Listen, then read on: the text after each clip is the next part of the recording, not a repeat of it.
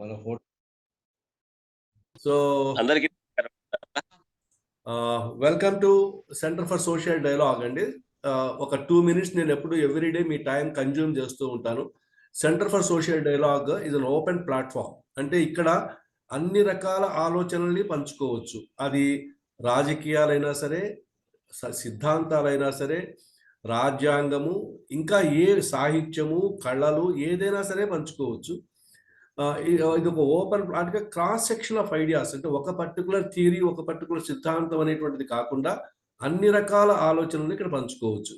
అంటే మేము ఎప్పుడు చెప్పేది ఏంటంటే ఎక్స్ట్రీమ్ రైట్, ఎక్స్ట్రీమ్ లెఫ్ట్ అనేది జనరల్గా డిస్కరేజ్ చేస్తాము. దానికి కూడా వేరే ఉద్దేశం ఏం లేదు. దాంట్లో రికన్సిలియేషన్ ఉండదు. స్టాండ్స్ అనేవి కన్ఫర్మ్డ్గా ఉంటాయి. అందుకనే వద్దంటాను. అది కాకుండా మిగతా అన్ని రకాల ఆలోచనల్ని we always welcome on behalf of the centre for social dialogue. అట్లాగే మనం సాహిత్యాన్ని కూడా చాలాసార్లు చర్చించుకున్నాం, జీవిత అనుభవాన్ని చర్చించుకున్నాం. సో ఇలా అనేక అంశాలను మనము ఈ సెంటర్ ఫర్ సోషల్ డైలాగ్ కేంద్రంగా మనం మాట్లాడుకున్నాం. అట్లాగే సెంటర్ ఫర్ సోషల్ డైలాగ్ చెప్పేటువంటి ఇంకొక రిస్ట్రిక్షన్ ఏమిటి అంటే, please understand the Article 19 of the Indian Constitution, which talks about the right to freedom of expression. అంటే మనకు రాజ్యాంగంలో మాట్లాడుకునే స్వేచ్ఛ, భావ ప్రకటన స్వేచ్ఛ ఉంది. బట్ దాని కిందనే ఆర్టికల్ 19లో కొన్ని రిస్ట్రిక్షన్స్ ఉంటాయి. అంటే ఇప్పుడు పబ్లిక్ పీస్ కానీ ఇలాంటి డిస్టర్బ్ అయ్యేటువంటివి లేదా రెచ్చగొట్టేటువంటి వ్యాఖ్యలు ఆర్టికల్ 19లో కూడా రిస్ట్రిక్ట్ చేయబడ్డాయి. మళ్ళీ అవి సపరేట్గా వాటి కోసం వేరే చట్టాలు కూడా చేశారు. అందువల్ల వీలైనంత వరకు అది ఒక ఆహ్లాదకరమైన వాతావరణంలో ఇతరులకు మన ఐడియాస్ని పంచుకునేలాగా ఉండాలనేది ఇంకొక కాన్సెప్ట్. ఆల్రెడీ సమాజంలో అనేక డిస్ప్యూట్స్ ఉన్నాయి. డిస్ప్యూట్స్ని ఫర్దర్గా ఎక్స్పాండ్ చేయగలిగేటువంటి స్కోప్ ఉన్న ఆర్గనైజేషన్స్ కూడా ఉన్నాయి. ఎవరి ఫంక్షన్ వాళ్ళు చేసుకుంటారు. ఈ సెంటర్ ఫర్ సోషల్ డైలాగ్ మాత్రం మరిన్ని డిస్ప్యూట్స్ని ఇంక్రీజ్ చేయకుండా ఉన్న డిస్ప్యూట్స్ని అర్థం చేసుకొని రెజల్యూషన్కి ఏమైనా మళ్ళీ ఇండివిజువల్గా మన లైఫ్లో ప్రయత్నం చేయగలమా అనేది ఒక ప్రయత్నం. ఇది సింపుల్గా సెంటర్ ఫర్ సోషల్ డైలాగ్ యొక్క కథా కమామేషు. అయితే ఇవాళ మనం శ్రీ ఎస్ కాంతారావు గారిని రిక్వెస్ట్ చేశాము. వారు కూడా బాగా సుప్రసిద్ధ రచయిత. అయితే వారి అంశం ఏమిటంటే నా కథల వెనుక కథలు. ఇది అంటే the stories behind my stories. ఈ బ్రీఫ్గా స్పీకర్ గురించి చెప్పాలి అంటే వీరి జన్మస్థానము ఉమ్మడి నల్గొండ, నేటి సూర్యాపేట జిల్లాలోని ఫణిగిరి గ్రామం. పెరిగింది, చదువుకుంది కృష్ణా జిల్లా షేర్ మహమ్మద్ పేట, జగ్గయ్యపేటలో. ఉద్యోగరీత్యా స్థిరపడింది ఉమ్మడి ఖమ్మం, నేటి భద్రాద్రి కొత్తగూడెం జిల్లా పాల్వంచలోని నాటి స్పాంజ్ ఐరన్, నేటి ఎన్ఎండిసి లిమిటెడ్లో 200 లిమిటెడ్లో పనిచేశారు. 203లో మొదటి కథ అచ్చులో రాగా ఈ 20 ఏళ్లలో ఇప్పటి వరకు 350 కథల దాకా వివిధ పత్రికల్లో ప్రచురింపబడ్డాయి. వాటిలో సుమారు 80 కథలు వివిధ సాహితీ సంస్థలు నిర్వహించిన పోటీల్లో బహుమతులు అందుకున్నాయి. అలాగే కంచినేకలు, మట్టితాళ్ల వల, ఊతకర్రలు, చొరబాటు, మా ఫణిగిరిగుట్ట కథలు, కాలం నేర్పిన పాఠం, కరోనా కథలు అనే 6 కథా సంపుటాలతో పాటు జంగ్ అనే హిందీ కథా సంపుటి కూడా వెలువడింది. ఇవి కాక ఇప్పటిదాకా ఆకుపచ్చ విధ్వంసం, వ్యూహం, పూల కుండీలు, వాళ్ళు గెలవాలి, పరంపర అనే 5 నవలలు వెలువడ్డాయి. ప్రతి నవల ఏదో ఒక పురస్కారానికి ఎన్నికైంది. పరంపర నవల తెలంగాణ సాహిత్య అకాడమీ వారు నిర్వహించిన నవలల్లో పోటీల్లో ఉత్తమ నవలగా ఎన్నికైంది. తెలుగు విశ్వవిద్యాలయం వారి నుండి కథ, నవల విభాగంలో 2012లో కీర్తి పురస్కారం లభించింది. మరో 100 దాకా కథలు, 4 నవలలు, 2 యాత్రా కథనాలు అముద్రితాలుగా సిద్ధంగా ఉన్నాయి. ఇది బ్రీఫ్గా ఇవాళ స్పీకర్ యొక్క పరిచయం. సో ఇప్పుడు దాదాపు 6:10 అయింది. నేను స్పీకర్ గారికి మైక్ హ్యాండ్ ఓవర్ చేస్తున్నాను. సార్, ఇప్పటి నుంచి మీరు 50 నిమిషాలు మీరు ఫ్రీగా మాట్లాడండి. తర్వాత మళ్ళీ 6 నుంచి 6:30 దాకా మనం మాట్లాడుకుందాం, చర్చించుకుందాం మీరు మాట్లాడిన దాని మీద. సో వెల్కమ్ అండి.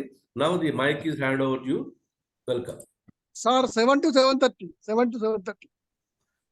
అదే సార్, సారీ 7 దాకా మాట్లాడండి. 7 to 7:30 will have a discussion among ours. Okay sir.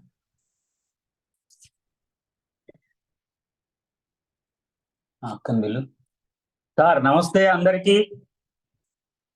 ఈ కార్యక్రమానికి విచ్చేసిన ఆహుతులందరూ అన్ని రకాలుగా నాకన్నా అధికులనే భావిస్తూ, నేను చేసిన నా ప్రయత్నాన్ని, నేను రాసిన కథల వెనుకాతలుండే నేపథ్యాన్ని తెలియజేస్తే బాగుంటుందన్న ఉద్దేశంతో రఘు సార్కి ఈ విషయం మీద నా కథల వెనుక కథల్ని చెప్తాను సార్ అన్నప్పుడు వారు సహృదయంతో అంగీకరించారు.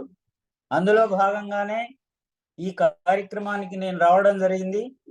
ఇప్పుడు చూస్తున్న మీ అందరినీ చూస్తుంటే ఇంత పెద్ద పెద్ద వ్యక్తుల ముందు నేను మాట్లాడగలనా అనే సందిగ్ధతకు కూడా లోనవుతున్నాను. ఈ కార్యక్రమానికి నన్ను పరిచయం చేసిన వ్యక్తి మిత్రులు కాసల రంగారావు గారు. వారు పూర్వం ఇక్కడే పాల్వంచలో పనిచేశారు చాలా కాలం. నా సన్నిహితులు, శ్రేయోభిలాషులు. వారి ద్వారా ఈ కార్యక్రమంలోకి నేను రావడం జరిగింది.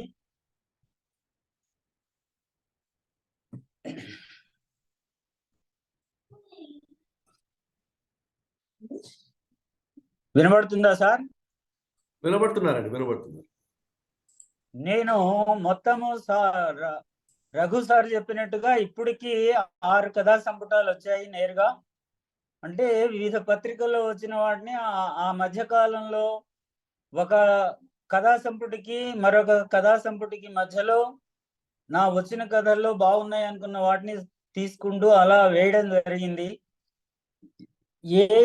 ఇన్ని కథల్లో ఏ కథను గురించి, ఏ కథా నేపథ్యం గురించి చెప్పాలనుకున్నప్పుడు నాకు నేనే సందిగ్ధతకు లోనయ్యి చివరికి 6 సంపుటాలకి శీర్షికగా పెట్టిన కథల నేపథ్యాన్ని చెప్తే 6 పదులు వేసుకున్నా గంట అయిపోతుంది అనే ఉద్దేశంతో ఆ 6 కథల తాలూకు వెనుకాతల ఈ కథని నేను ఎందుకు రాయాల్సి వచ్చిందో మీతో పంచుకునే ముందు, వీటన్నింటికి ఇప్పటి వరకు తెలుగు కథా సాహిత్యంలోనే బహుశా అరుదైన ఒక కథని గురించి ముందుగా చెప్పి తర్వాత ఈ శీర్షిక తాలూకు కథల వెనుకకు వస్తాను. ఇంతకు ముందు దినపత్రికల్లో జిల్లా టాబ్లాయిడ్స్ వచ్చేవి. ఒకసారి ఖమ్మం జిల్లా టాబ్లాయిడ్ లో ఒక చిన్న బాక్స్ ఐటమ్ వచ్చిందండి. ఆ బాక్స్ ఐటమ్ ఏంటంటే రాళ్ల మేకల దొడ్డి దగ్గర నరబలి. అది బాక్స్ ఐటమ్ లో వచ్చిన వార్త. అప్పుడు దాకా ఈ రాళ్ల మేకలేంటి, ఈ నరబలేంటి, ఈ రోజుల్లో ఇంకా నరబలు కూడా జరుగుతున్నాయా, అదిన్ను రాళ్ల మేకల దొడ్డి దగ్గర అంటున్నారు. అసలు రాళ్ల మేకలు అంటే ఏంటి అనే ఒక ఉత్సుకత నాలో ప్రారంభమై, ఈ రాళ్ల మేకలు అంటే ఏంటి, రాళ్ల మీద తిరుగుతాయా, రాళ్లతో చెక్కిన రాళ్ల మేకల ఏంటో రకరకాల నా మనస్సుకు ఏది తడితే దాని గురించి ఆలోచిస్తూ ఎదురైన ప్రతి వాళ్లను ఈ రాళ్ల మేకలను గురించి అడుగుతూ వెళ్ళాను. ఎవరు సరైన సమాచారాన్ని అందించలేకపోయారు.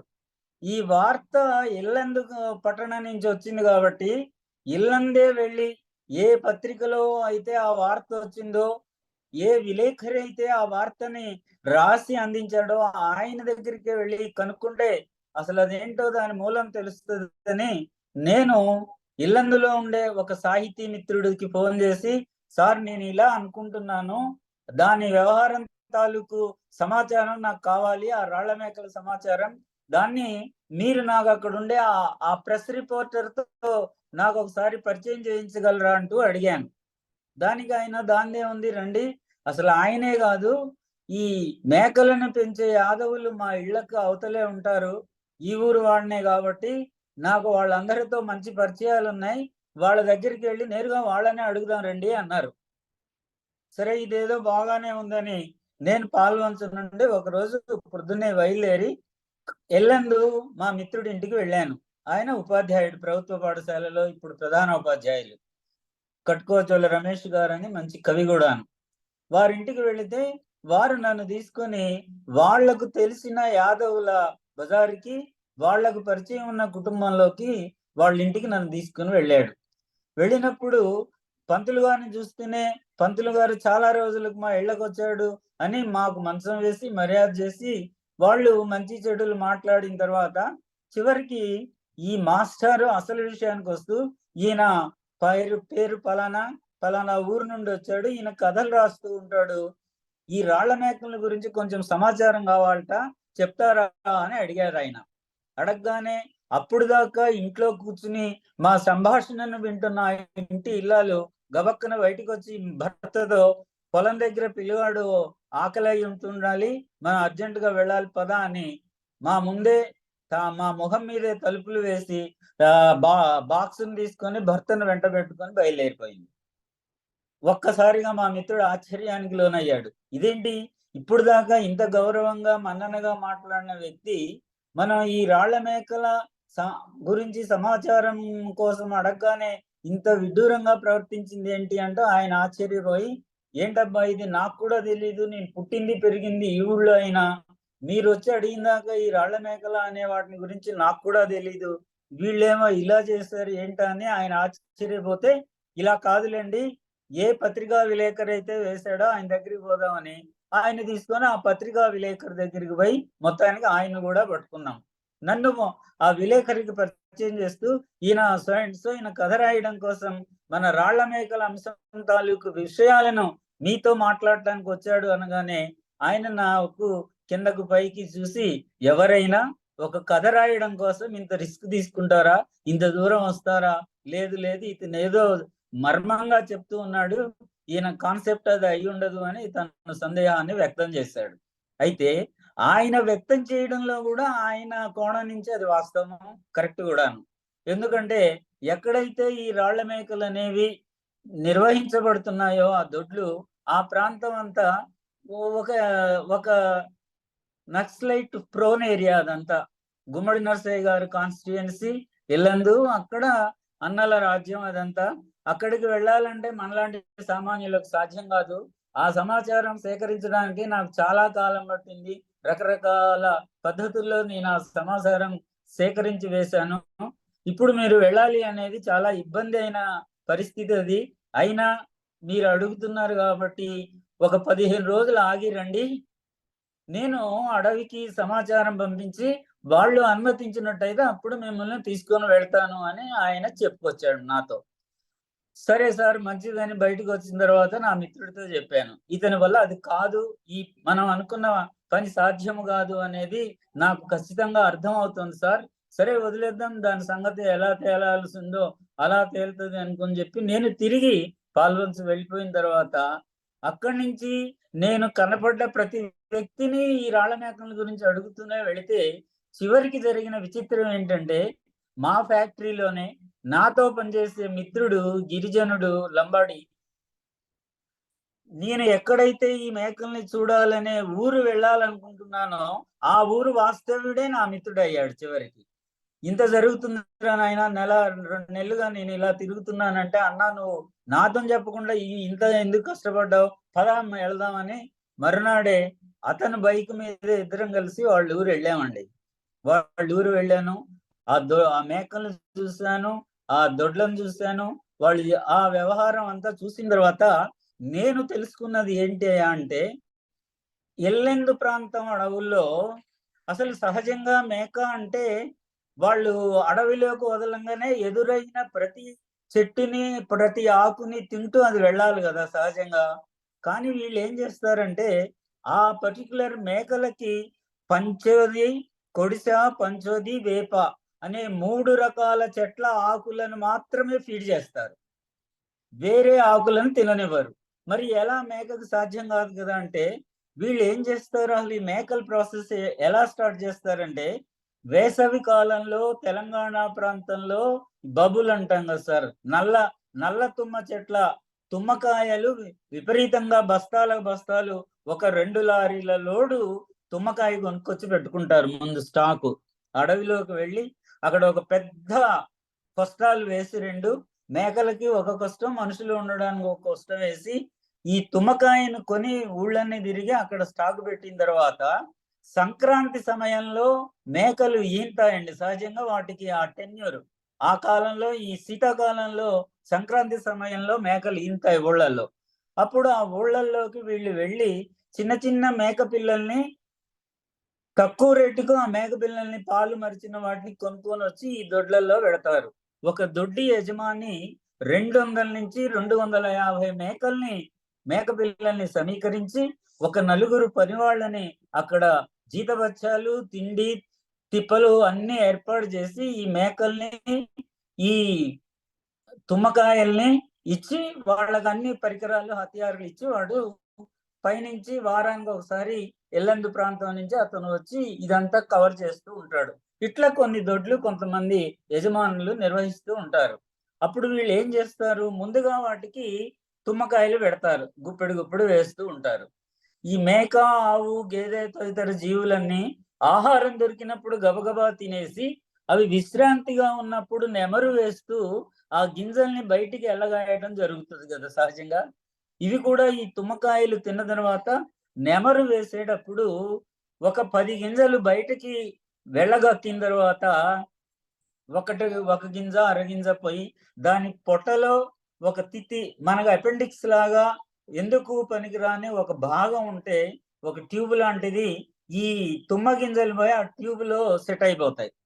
అయిపోయినప్పుడు ఈ పంచోది, వేపే, కొడిసే ఈ ఆకులు మాత్రమే తినడం వల్ల ఇవాళ తూర్పు దిశలో ఉండే చెట్టుని కొట్టాలి అనుకున్నప్పుడు ముందుగా ఒక నలుగురు వెళ్ళి ఆ చెట్లెక్కి ఆ కొమ్మల్ని తెగేస్తారు.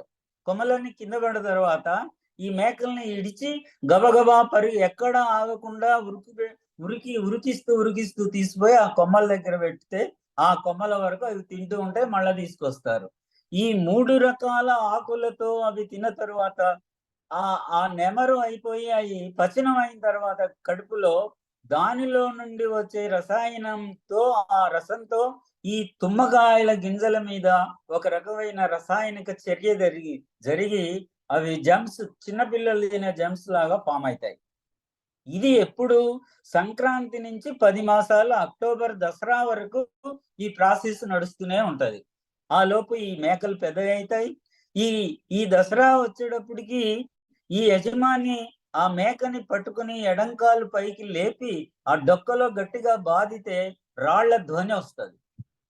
ఆ ధ్వని వచ్చినప్పుడు వాడికి అర్థమైపోతాయి ఇందులో రాళ్ళు తయారైనవి అని. ఇప్పుడు మీకు ఒక సందేహం రావచ్చు, అంటే వీటిని ఇంకా ఇప్పుడు ఈ 10 నెలలే కాకుండా మళ్ళా సంక్రాంతి దాకా మేపితే ఇంకా రాళ్ళు ఇంకా పెద్దవి అవుతాయి, ఇంకా ఫామ్ అవుతాయి కదా అంటే కావు. ఏది దసరా తరువాత వాడు ఉంచాలని ఉంచినా ఆ రాళ్ళు పెంటికల ద్వారా బయటికి వెళ్ళిపోతాయి.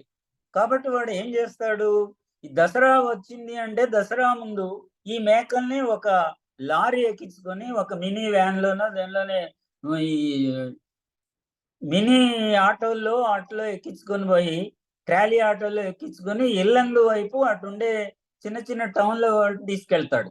ఒక యజమాని దగ్గరికి వెళ్ళాడు, ఒక కాంతారావు షాపు వెళ్తాడు. కాంతారావు షాపులో 10 మేకలు ఇచ్చానని రాసేసుకుని 10 మేకలు వాడికి చెప్తాడు. ఇంకో రంగారావు షాప్కి వెళ్ళి ఇంకో 10, ఇంకొక అట్లా ఒక 5 షాపుల్లో 5 బదులు 50 మేకలు ఇస్తాడు. ఇచ్చిన ఆ మేక అది 25 కిలోలు ఉండనియండి, 15 కిలోలు ఉండనియండి, వెయిట్ 30 కిలోలు ఉన్నా ఏ మేక అయినా సరాసరి ఒక మేకకు 500 మాత్రమే తీసుకొని ఈ శాలరీ ఇచ్చేస్తాడు. ఈ మేకలు మార్కెట్లోకి ఎప్పుడు వస్తాయా, అది దసరా తెలంగాణ ప్రాంతంలో చాలా పెద్ద పండుగ కాబట్టి ఈ మేకల కోసం మార్కెట్ ఆ వ్యాపారస్తులు కూడా ఆశగా ఎదురు చూస్తూ ఉంటాడు. ఒక మేక 500 అంటే అది 30 కిలోల మేక, లేదు 25 కిలోలు అంటే వాడికి కావాల్సిన డబ్బులు వస్తూ ఉంటాయి. అయితే వీడు ఏం చేస్తాడు, కాంతారావు షాపులో 10 మేకలు ఇచ్చాను కాబట్టి మళ్ళీ 3 రోజుల తర్వాత 4 రోజుల తర్వాత మళ్ళీ నా షాప్కి వచ్చి నాకు ఇచ్చిన 10 మేకల కడుపులో నుంచి వచ్చిన ఆ పార్టులు తీసుకొని వెళ్తాడు. వెళ్ళిన తర్వాత ఇట్లా ఒక మొత్తము 250 మేకలు కథమైన దాకా ఈ ప్రాసెస్ నడుస్తుంది. అవన్నీ ఆ తిత్తుల్ని ఓపెన్ చేసి అందులో నుంచి వచ్చిన రాళ్ళకి వాళ్ళు చేసే ప్రాసెస్ ఏదో చేస్తారు. చేసిన తర్వాత వాటిని కొనడానికి బాంబే నుంచి కొంతమంది షావుకారులు దిగుతారట. ఇదొక ఆశ్చర్యం, ఎవరికి తెలియదు. మరి ఈ తులం రాళ్ళు 8,000 నుంచి 12,000 రూపాయల వరకు దాని ధర పలుకుతుంది ఆ క్వాలిటీని బట్టి. మరి ఈ రాళ్ళని ఏం చేస్తారా నాయన అంటే అదంతా తెలీదు, ఇది మందుల్లోకి పనికొస్తది అంటారు. ఏ మందులు తయారు చేస్తారు, ఏ రోగానికి తయారు చేస్తారు అనేది ఇప్పటిదాకా కూడా నాకు తెలిసి అది రహస్యమే.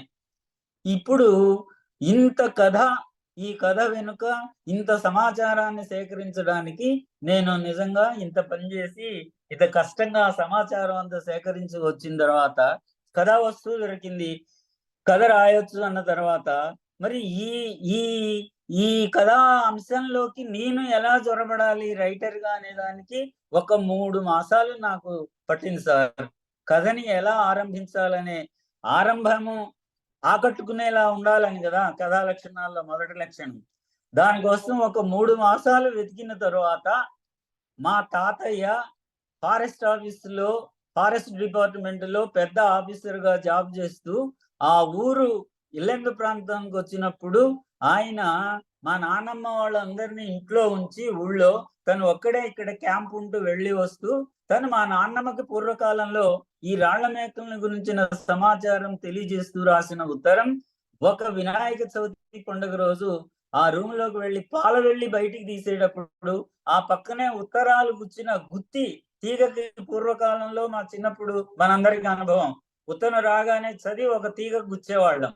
అలాంటి తీగ కనబడగానే అందులో ఉన్న ఉత్తరాల్ని ఆబగా చదివేటప్పుడు మా తాతయ్య మా నాన్నమ్మకు రాసిన ఉత్తరంలో ఈ రాళ్ల మేకల గురించిన మొత్తం సమాచారం ఉన్నట్లుగా ఒక మార్గాన్ని తయారు చేసుకుని అక్కడి నుంచి 3 నెలలు ఆరంభం కోసం ప్రయత్నించిన నాకు ఈ ఆరంభం దొరకగానే 30 నిమిషాల్లో కథా స్వరూపం వచ్చింది.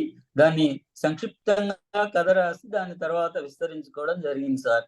ఇది ఈ శీర్షికలు కానీ ముఖ్యమైన నన్ను బాగా అల్లరిపెట్టిన, నాకు మంచి హోంవర్క్ ఇచ్చిన కథల్లో అది ఒక కథ. ఈ కథని వంశీ గారు నాకు నచ్చిన కథలు శీర్షికలో కొన్ని పుస్తకాలు వేశారు. అందులో 2వ పుస్తకంలో మొదటి కథగా దీన్ని తీసుకున్నారు. ఈ కథా శీర్షిక పేరు అడవి లోపల. ఇది నేను ఇష్టపడి కష్టపడి నాకు మంచి పేరు తీసుకొచ్చిన మొదటి ఒక మంచి కథా నేపథ్యంతో ఈ ఉపన్యాసాన్ని ఇలా ప్రారంభించడం జరిగింది రఘు సార్. ఇది ఆ కథకు సంబంధించిన కథ. ఇకపోతే కథా సంపుటాలకు సంబంధించిన ఒక మొదటి కథ 2008లో ఆ కథా సంపుట వచ్చింది. కథా సంపుట శీర్షిక పేరు కంచిమేకలు. మళ్ళీ మేకల నేపథ్యమే వచ్చింది. ఇది విచిత్రం.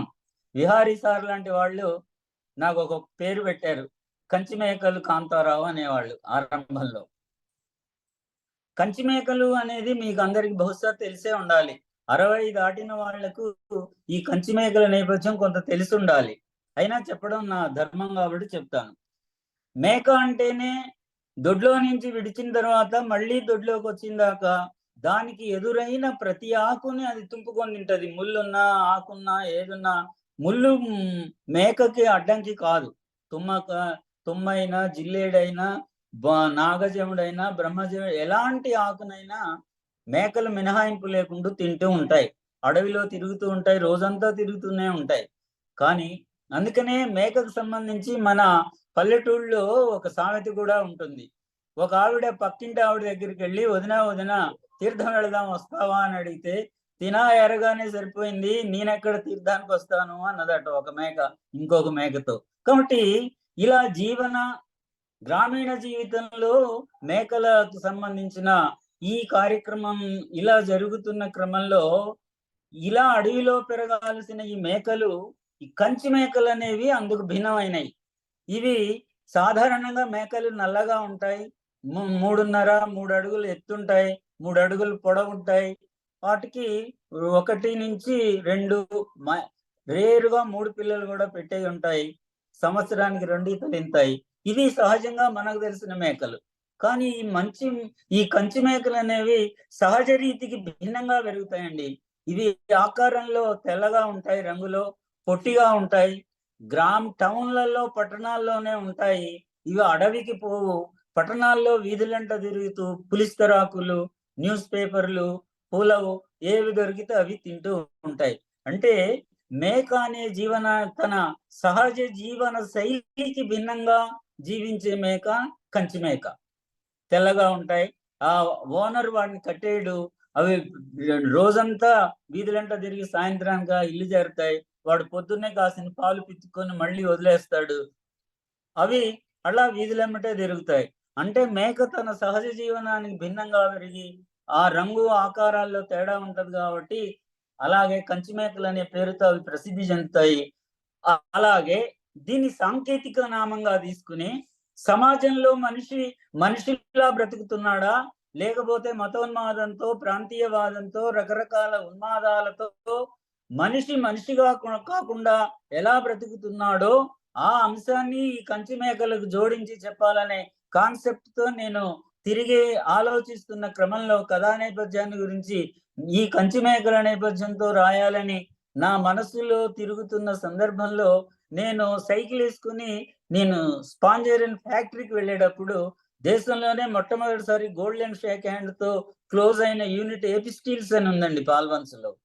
ఆ గేట్ ముందు ఎక్కడి నుంచో వచ్చిన హిందీ ప్రాంతం వాళ్ళ ఒక కుటుంబం ఊళ్ళో తిరిగి పాత రాతిండి గిన్నెలు పాడైన అన్ని కొనుక్కొని వచ్చి వాళ్ళు రకరకాల బొమ్మల అచ్చులు పోసి అమ్ముతూ ఉన్నారు.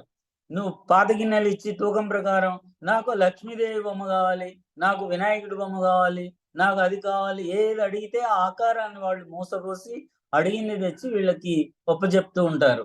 వాళ్ళు దాదాపుగా ఒక 20 రోజులు అక్కడే అడ్డా పెడుతుంటే నేను ఫ్యాక్టరీకి వెళుతూ వస్తూ వాళ్ళని ఆగి పరిశీలించి వాళ్ళ మాట తీరు, వచ్చిన వ్యక్తులతో వాళ్ళు సంభాషిస్తున్న ఆ సంభాషణల నేపథ్యం, వాళ్ళ జీవన స్థితిగతులన్నీ పరిశీలిస్తున్న సందర్భంలోనే డెన్మార్క్ లో ఎవరో ఒక కార్టూనిస్టు ఒక బొమ్మ వేస్తే అది ఒక ధర్మానికి వ్యతిరేకంగా ఉందని ఇక్కడ మన దేశంలో, ఆంధ్రదేశంలో కూడా పెద్ద జులుసులు తిరిగాయి, పెద్ద ఆందోళన జరిగింది.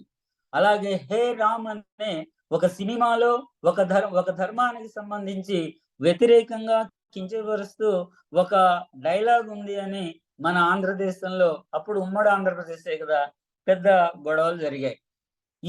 ఈ కంచి మేకల నేపథ్యం కోసం రాయాలని నేను అంటే నాలో నేను మదన పడుతున్న సందర్భంలో బయటగా జరుగుతున్న ఈ పరిణామాలని దృష్టిలో పెట్టుకొని మనిషిలా బ్రతకకుండా కంచి మేకలా ఎలా బ్రతుకుతున్నాడో చెప్పడానికి ఈ బొమ్మలు చేసే వాళ్ళ ఆ కుటుంబ పరిశీలన నుంచి ఆ కుటుంబాన్నే మా ప్రధాన వస్తువుగా మలుచుకుని నేను కథను తయారు చేశాను. అదేంటి, వాళ్ళు ఆ ఊరు వచ్చారు, ఒక కుటుంబం, వాళ్ళు ఈ బొమ్మలు చేసుకునేటప్పుడు అక్కడ విగ్రహాలు పెట్టి అమ్ముతూ ఉంటారు. ఒకతను వచ్చి రాముడు, సీత, లక్ష్మణుడు బొమ్మలు అక్కడ ఉంటే ఒక ఆయన నాకు దగ్గర ఆయన వచ్చి ఒక బొమ్మను తీసుకుని అబ్బా ఈ రాముడు బొమ్మ భలే భలే చేస్తారే అని దాని గురించి కాస్త మాట్లాడి ఈ బొమ్మని తీసిన గానించి పెట్టుకుంటా రెండో వైపు పెట్టాడు అతను. అప్పుడు ఈ ముస్లిం చెప్తాడు, బాబా నువ్వు బొమ్మను తీసుకున్న స్థానంలో పెట్టలేదు, ఎప్పుడైనా రాముడికి అమ్మవారు ఎడం చేతి వైపు ఉండాలి, తోడబుట్టిన వాడు కుడివైపు ఉండాలి, కానీ మీరు అపసవ్యంగా ఈ బొమ్మను పెట్టారు, మీరు చేసింది తప్పు అని ముస్లిం ఈ హిందూ కుర్రాడికి చెప్తాడు. వీడు షాక్ అవుతాడు, అరే నా ధర్మాన్ని గురించి నాకే తెలియంది నీకు తెలిసి భలేగా చెప్పావే అని. అప్పుడు సంతోషపడి ఆ బొమ్మని మళ్ళీ అతను చెప్పినట్టుగా యథాన స్థానంలో పెట్టి ఇతను వెళతాడు. ఇలాంటి సందర్భాలు వాళ్ళ మధ్యలో జరుగుతున్నది గమనించిన తర్వాత అన్ఎక్స్పెక్టెడ్ గా ఈ సినిమాలో డైలాగ్ అని లేదా ఒక కార్టూన్ కారణంగా ఉద్యమం జరిగిన రాజు వాళ్ళు ఇక్కడే ఉంటారు, వీళ్ళు ఎక్కడైతే గుడిసె వేసుకున్నారో ఒక చర్చి ఎదురుగా కొంచెం దూరంలో వీళ్ళు ఉంటారు. అయితే అప్పుడు దాకా వీడి కళని, వీడి హిందూ ధర్మం పట్ల, హిందూ శాస్త్రాల పట్ల, హిందూ పురాణాల పట్ల ముస్లింకున్న అవగాహనను చూసి మెచ్చుకున్న వ్యక్తులే ఈ గొడవలు స్టార్ట్ అవ్వగానే ఒక సమూహంలో వీళ్ళు వచ్చి హే రామ్ అనుకుంటూ వాళ్ళు వచ్చి నువ్వు ముస్లిం అయ్యుండి నువ్వు మా ధర్మాన్ని గురించి నువ్వు చెప్పేది ఏంటి, మాకు మా విగ్రహాలను నువ్వు చేయటం ఏంటని వాడిని ఎమ్మడబడి పొడవడానికి ఎమ్మడబడితే వాడు పరిగెత్తుకుంటూ చర్చి దగ్గరికి వెళ్ళేసరికల్లా సరిగ్గా చర్చి గుమ్మం ముందుకు వెళ్ళేసరికి వాళ్ళకు దొరుకుతారు, వాడిని పొడి చేస్తారు. వాడు పడిపోయి కొట్టుకులాడుతున్న సమయంలో అటువైపు నుంచి అల్లాహు అక్బర్ అని ఇంకొక గుంపు వస్తూ ఉంటే వీళ్ళు ఆ పక్క సందులో హిందూ హే రామ్ అనే వాళ్ళు ఇటు మాయమయ్యగానే వాళ్ళు వచ్చి, నువ్వు ఒక ముసల్మాన్ అయి ఉండి కాఫీర్ల విగ్రహాలు తయారు చేయడమే కాక వాళ్ళకి వాళ్ళ పురాణాల గురించి చెప్పేంత వాడు అయ్యావా? నీలాంటి వాళ్ళ వల్లనే మన ధర్మం భ్రష్టు పడుతుందని వాళ్ళు వచ్చి వినేబడి చేస్తారు పడున్నాన్ని. అప్పుడు అతని ఒంట్లో నుంచి కారిన రక్తం, ఆయన భుజం మీద ఉన్న బొమ్మలు ఊడిపడి, శిలువ గణేశుడిది, శిలువ రాముడిది, శిలువది, మూనుది, ఈ 3 మతాల బొమ్మలు, ఆ విగ్రహాలు ఒకదాని మీద ఒకటి పడుంటే ఇతని శరీరంలో నుంచి వచ్చిన రక్తం ఆ 3 విగ్రహాలని తడుపుతూ మట్టిలో ఇంకిపోతున్న దృశ్యంతో కథ ముగిసిపోద్దండి. అది కంచిమేఘలు అనే కథా సంపుటిలో ప్రధాన శీర్షికగా పెట్టుకున్న కంచిమేఘలు కథ నేపథ్యం. రఘు సార్, ఈ ఫ్లోలో నేను టైం మర్చిపోతే నాకు చెప్పండి, ఆపేస్తాను ఎప్పుడైతే. మీకు ఇంకా 24 నిమిషాలు ఉంది టైం. 24. ఓహో, అట్లయితే నేను సగమే చెప్పగలుగుతాను. తర్వాత ఇంకొకటి, రెండోది 2010లో తెచ్చాను సార్ ఈ సంపుటం. మట్టి తాళ్ళ వల. మట్టి ఏంటి, దాంతో తాళ్ళేంటి, దాంతో వలేంటి, మట్టి తాళ్ళ వలేంటి అనేది చాలా మంది మిత్రులు నన్ను చాలా నేరుగానే ప్రశ్నించారు. అయితే దీనికి ఒక పెద్ద నేపథ్యం ఉంది సార్. మిడ్మానేర్ ప్రాజెక్టులో ముంపు జరిగింది సార్. ఆ డ్యామ్ ముంపు ప్రాంతాల సందర్శనకు ఈ తెలంగాణ ప్రాంతం, ముఖ్యంగా కరీంనగర్, ఉమ్మడి కరీంనగర్ ప్రాంతంలో ఉండే రచయిత మిత్రులంతా ఒక పర్యటన పెట్టారు. మిడ్మానేర్ డ్యామ్ కింద, పోలవరం ప్రాజెక్టు కింద ముంపు గ్రామాలను ఎలా సందర్శించామో అది కూడా చేశాను నేను. పోరువనం అనే ఒక పేరుతో అది కూడా ఒక బ్రహ్మాండమైన కథ వచ్చింది సార్ అప్పట్లో. ఈ మట్టి తాళ్ల వలక సంబంధం నేపథ్యం ఇది. ఆ మిడ్మానేర్ డ్యామ్ ప్రాజెక్టులో మునిగిపోయే గ్రామాల సందర్శన కోసం కరీంనగర్ ప్రాంతంలో అక్కడుండే మిత్రులందరూ వాళ్ళు ఒక టీమ్ గా ఫామ్ అయి నన్ను పిలిచిన సందర్భంలో నేను వెళ్ళాను. వెళ్ళేటప్పుడు ఆ గ్రామాలన్నీ తిరగడం, మాట్లాడడం. నాకు ఇంతకు ముందే ఈ పోలవరం డ్యామ్ ఇమర్షన్ అయ్యేటప్పుడు ఖమ్మం జిల్లాలో బ్యాక్ వాటర్స్ లో మునిగిపోయే 8 మండలాలు ఇప్పుడు ఏవైతే చివరి దశలో హఠాత్తుగా 8 మండలాలను ఆ ప్రాంతంలో కలిపారో, ఆ 8 మండలాలు మునిగిపోయాయి. ప్రాజెక్ట్ ఫుల్ ఫ్లెడ్జ్డ్ గా వస్తే పోలవరం బ్యాక్ వాటర్స్ మునిగిపోయే మండలాలు 8. అవి రాజకీయ కారణాలు, అది మనకు సంబంధం లేదు. కానీ ఇటు వస్తుంది అని ఈ ప్రత్యేక రాష్ట్రంలో మన 8 మండలాలు అభివృద్ధి చెందుతాయన్న ఆశతో అక్కడున్న మిత్రులు, పాపం అక్కడున్న సామాన్య ప్రజలు పెద్ద ఎత్తున ఉద్యమంలో పార్టిసిపేట్ చేశారు. రాజకీయ కారణాలతో అవి అటువైపు వచ్చాయి. అది ఇప్పుడు మనకు అప్రస్తుతం. కానీ అలా ఆ బ్యాక్ వాటర్స్ లో, Mid Manair project dam back water లో మునిగిపోయే ఆ ప్రాంతాలు తిరుగుతూ డ్యాము పోసే దగ్గరికి వెళ్ళాం సార్. ఎర్త్ డ్యాము ఒక వైపు నుంచి ర్యాంపు లాగా పోసుకుంటూ వస్తున్నారు. ఒక పల్లెటూరు పక్క నుంచి డ్యాము కట్టబోస్తూ ఉన్నారు. ఆ ఊళ్ళో ఎరుకల వాళ్ళ ఇళ్ళు ఉన్నాయండి. 2 అన్నదమ్ములు, 2 ఇళ్ళు ఉన్నాయి. సహజంగా ఎరుకలు వాళ్ళు వ్యవసాయ కుటుంబాల అందరికీ అవసరం ఉంటది వాళ్ళతో. గ్రామీణ జీవితంలో రైతుకి ఎరుకలు వాళ్ళ అవసరం చాలా ఉంటుంది. తట్టలు, బుట్టలు, జల్లెళ్ళు, గంపలు, బండి జల్లలు, చీపిరి కట్టలు, సమస్తం పేడ తట్టలు అన్ని వాళ్ళు. రైతుకి ఎరుకల వాళ్ళ సహకారం లేకుండా వ్యవసాయ కార్యకలాపాలు జరగడం కష్టం. అందుకని ప్రతి పల్లెటూరు పెద్ద వ్యవసాయ గ్రామానికి చివరలో వాళ్ళ 1-2 ఇళ్ళు అయినా ఉంటాయి. కాకపోతే వాళ్ళ దురదృష్టం ఏంటంటే, ఎరుకల అనగానే వాళ్ళ మీద సామాజికంగా వాళ్ళు దొంగలనే ఒక స్టాంపింగ్ ఉంటుంది సార్. అది దురదృష్టమే నిజానికి. అయితే ఆ అన్నదమ్ముల ఇల్లు ఆ ఊర్లో కూడా ఊరి చివరున్నాయి.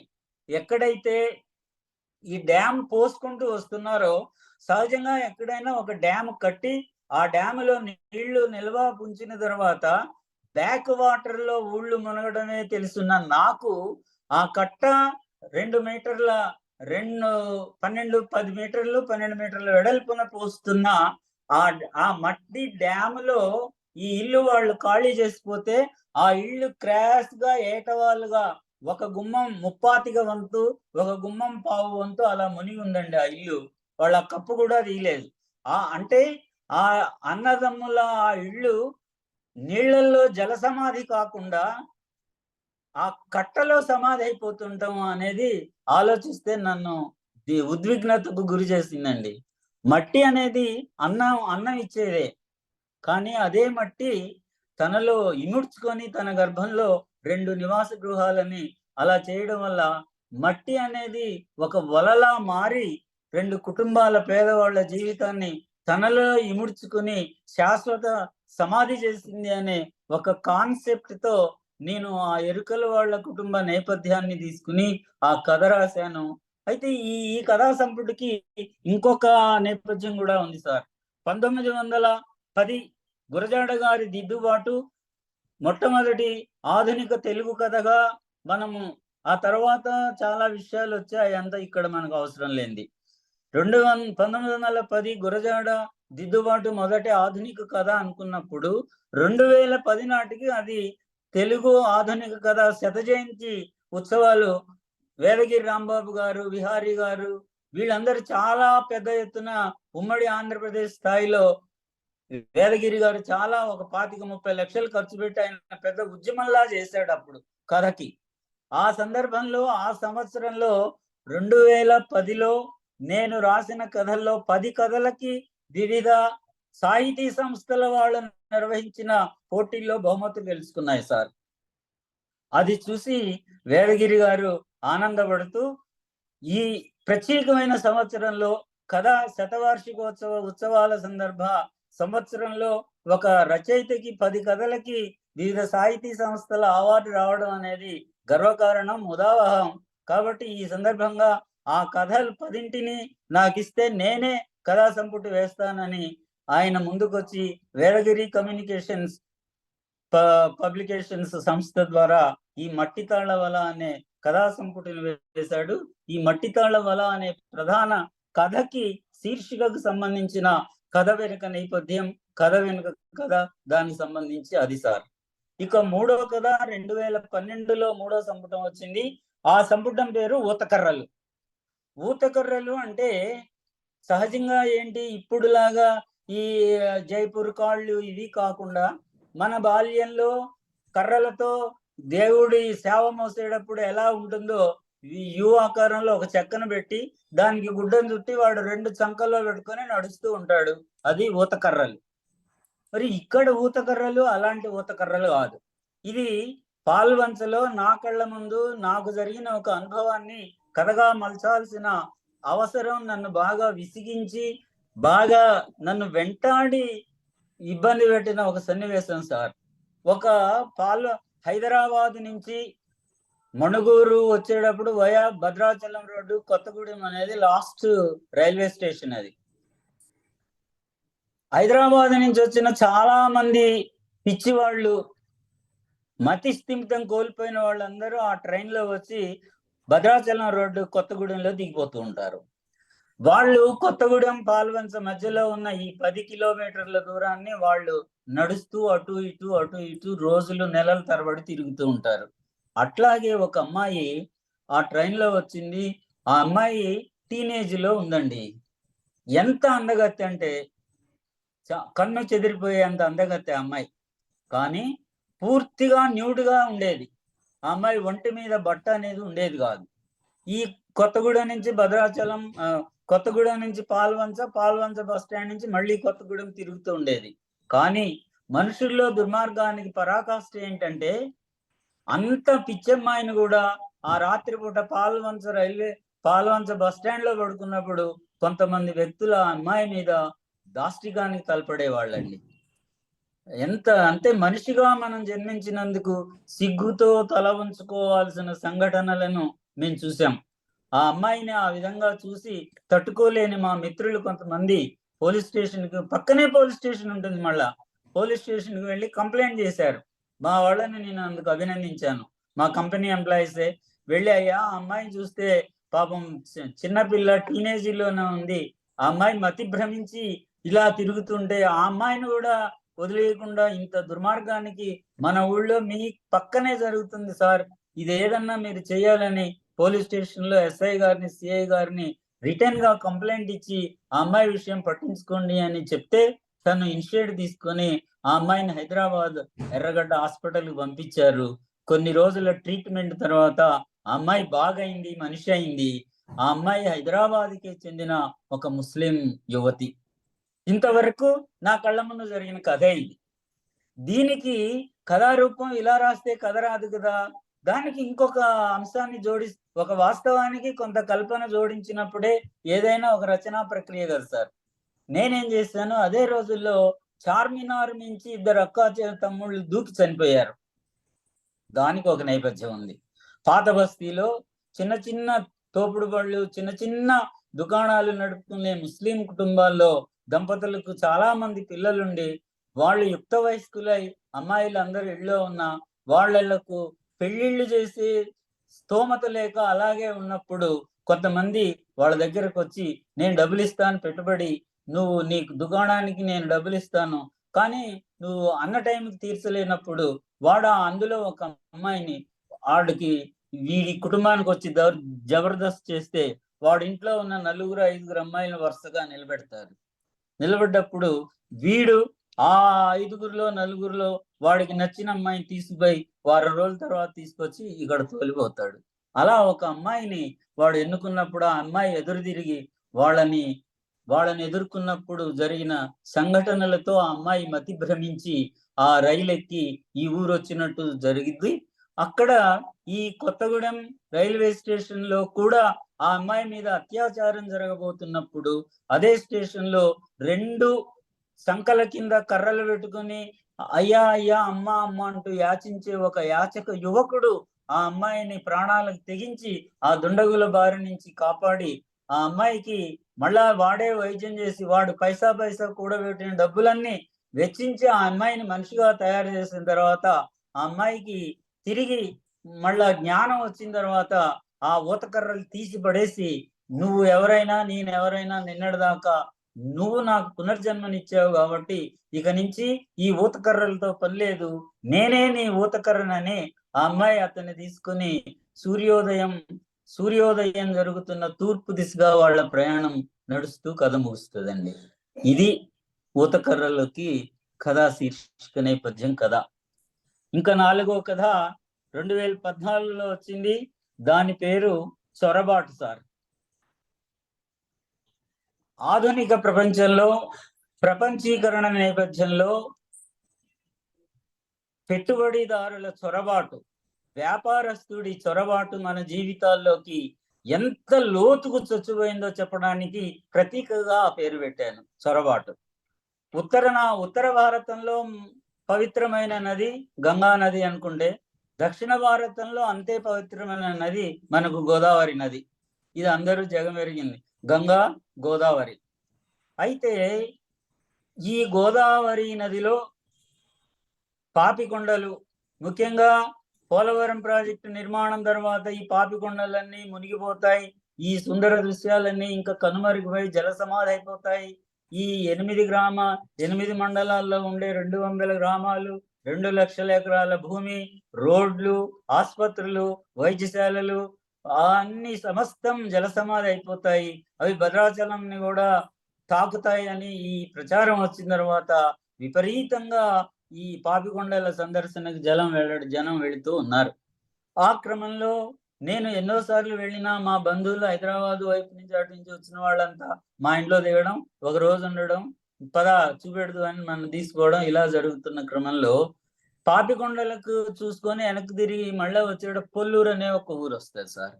అక్కడ గోదావరి నది వచ్చి ఎద్దుమూపురం ఆకృతిలో వెళ్ళిపోతూ ఉంటది. ఈ టర్న్ లో కొట్టుకొచ్చిన ఇసుకంతా అక్కడ కొన్ని ఎకరాల విస్తీర్ణంలో ఇసుక మేట ఒక 20-25 ఫీట్ల హైట్ లో అక్కడ ఒక ఇసుక దిబ్బ ఫామ్ అయింది. ఆ ఇసుక దిబ్బ మీద ఒక 25-30 గుడిసెలు వేసేసాడు ఒక ఆయన వచ్చి. ఆయన పేర్లు ఇక్కడ ప్రస్తుతం. ఒక 30 గుడిసెలేసి దానికి జనరేటర్ పెట్టాడు. ఎక్కడో కొండ నుంచి వచ్చే ఒక నదీ పాయకి ఆ ఒడ్డున నీళ్లు రీసైకిల్ అయ్యేటట్టు ఒక జనరేటర్ ఫిక్స్ చేసి, ఆ జనరేటర్ సౌండ్ వీళ్ళకి వినిపించినంత దూరంలో అది ఫిక్స్ చేసి పవర్ లైన్ తీసుకొచ్చి ప్రతి గుడిసెకి ఒక బల్బు పెడతాడు. అందులో ఒక 2 పరుపులు వేస్తాడు, ఒక పరుపు వేస్తాడు, 2 దిండ్లు వేస్తాడు, 4 గుడిసెల సెంటర్లో ఫైర్ క్యాంప్ ఫైర్ పెడతాడు. వాళ్ళకి కావాల్సిన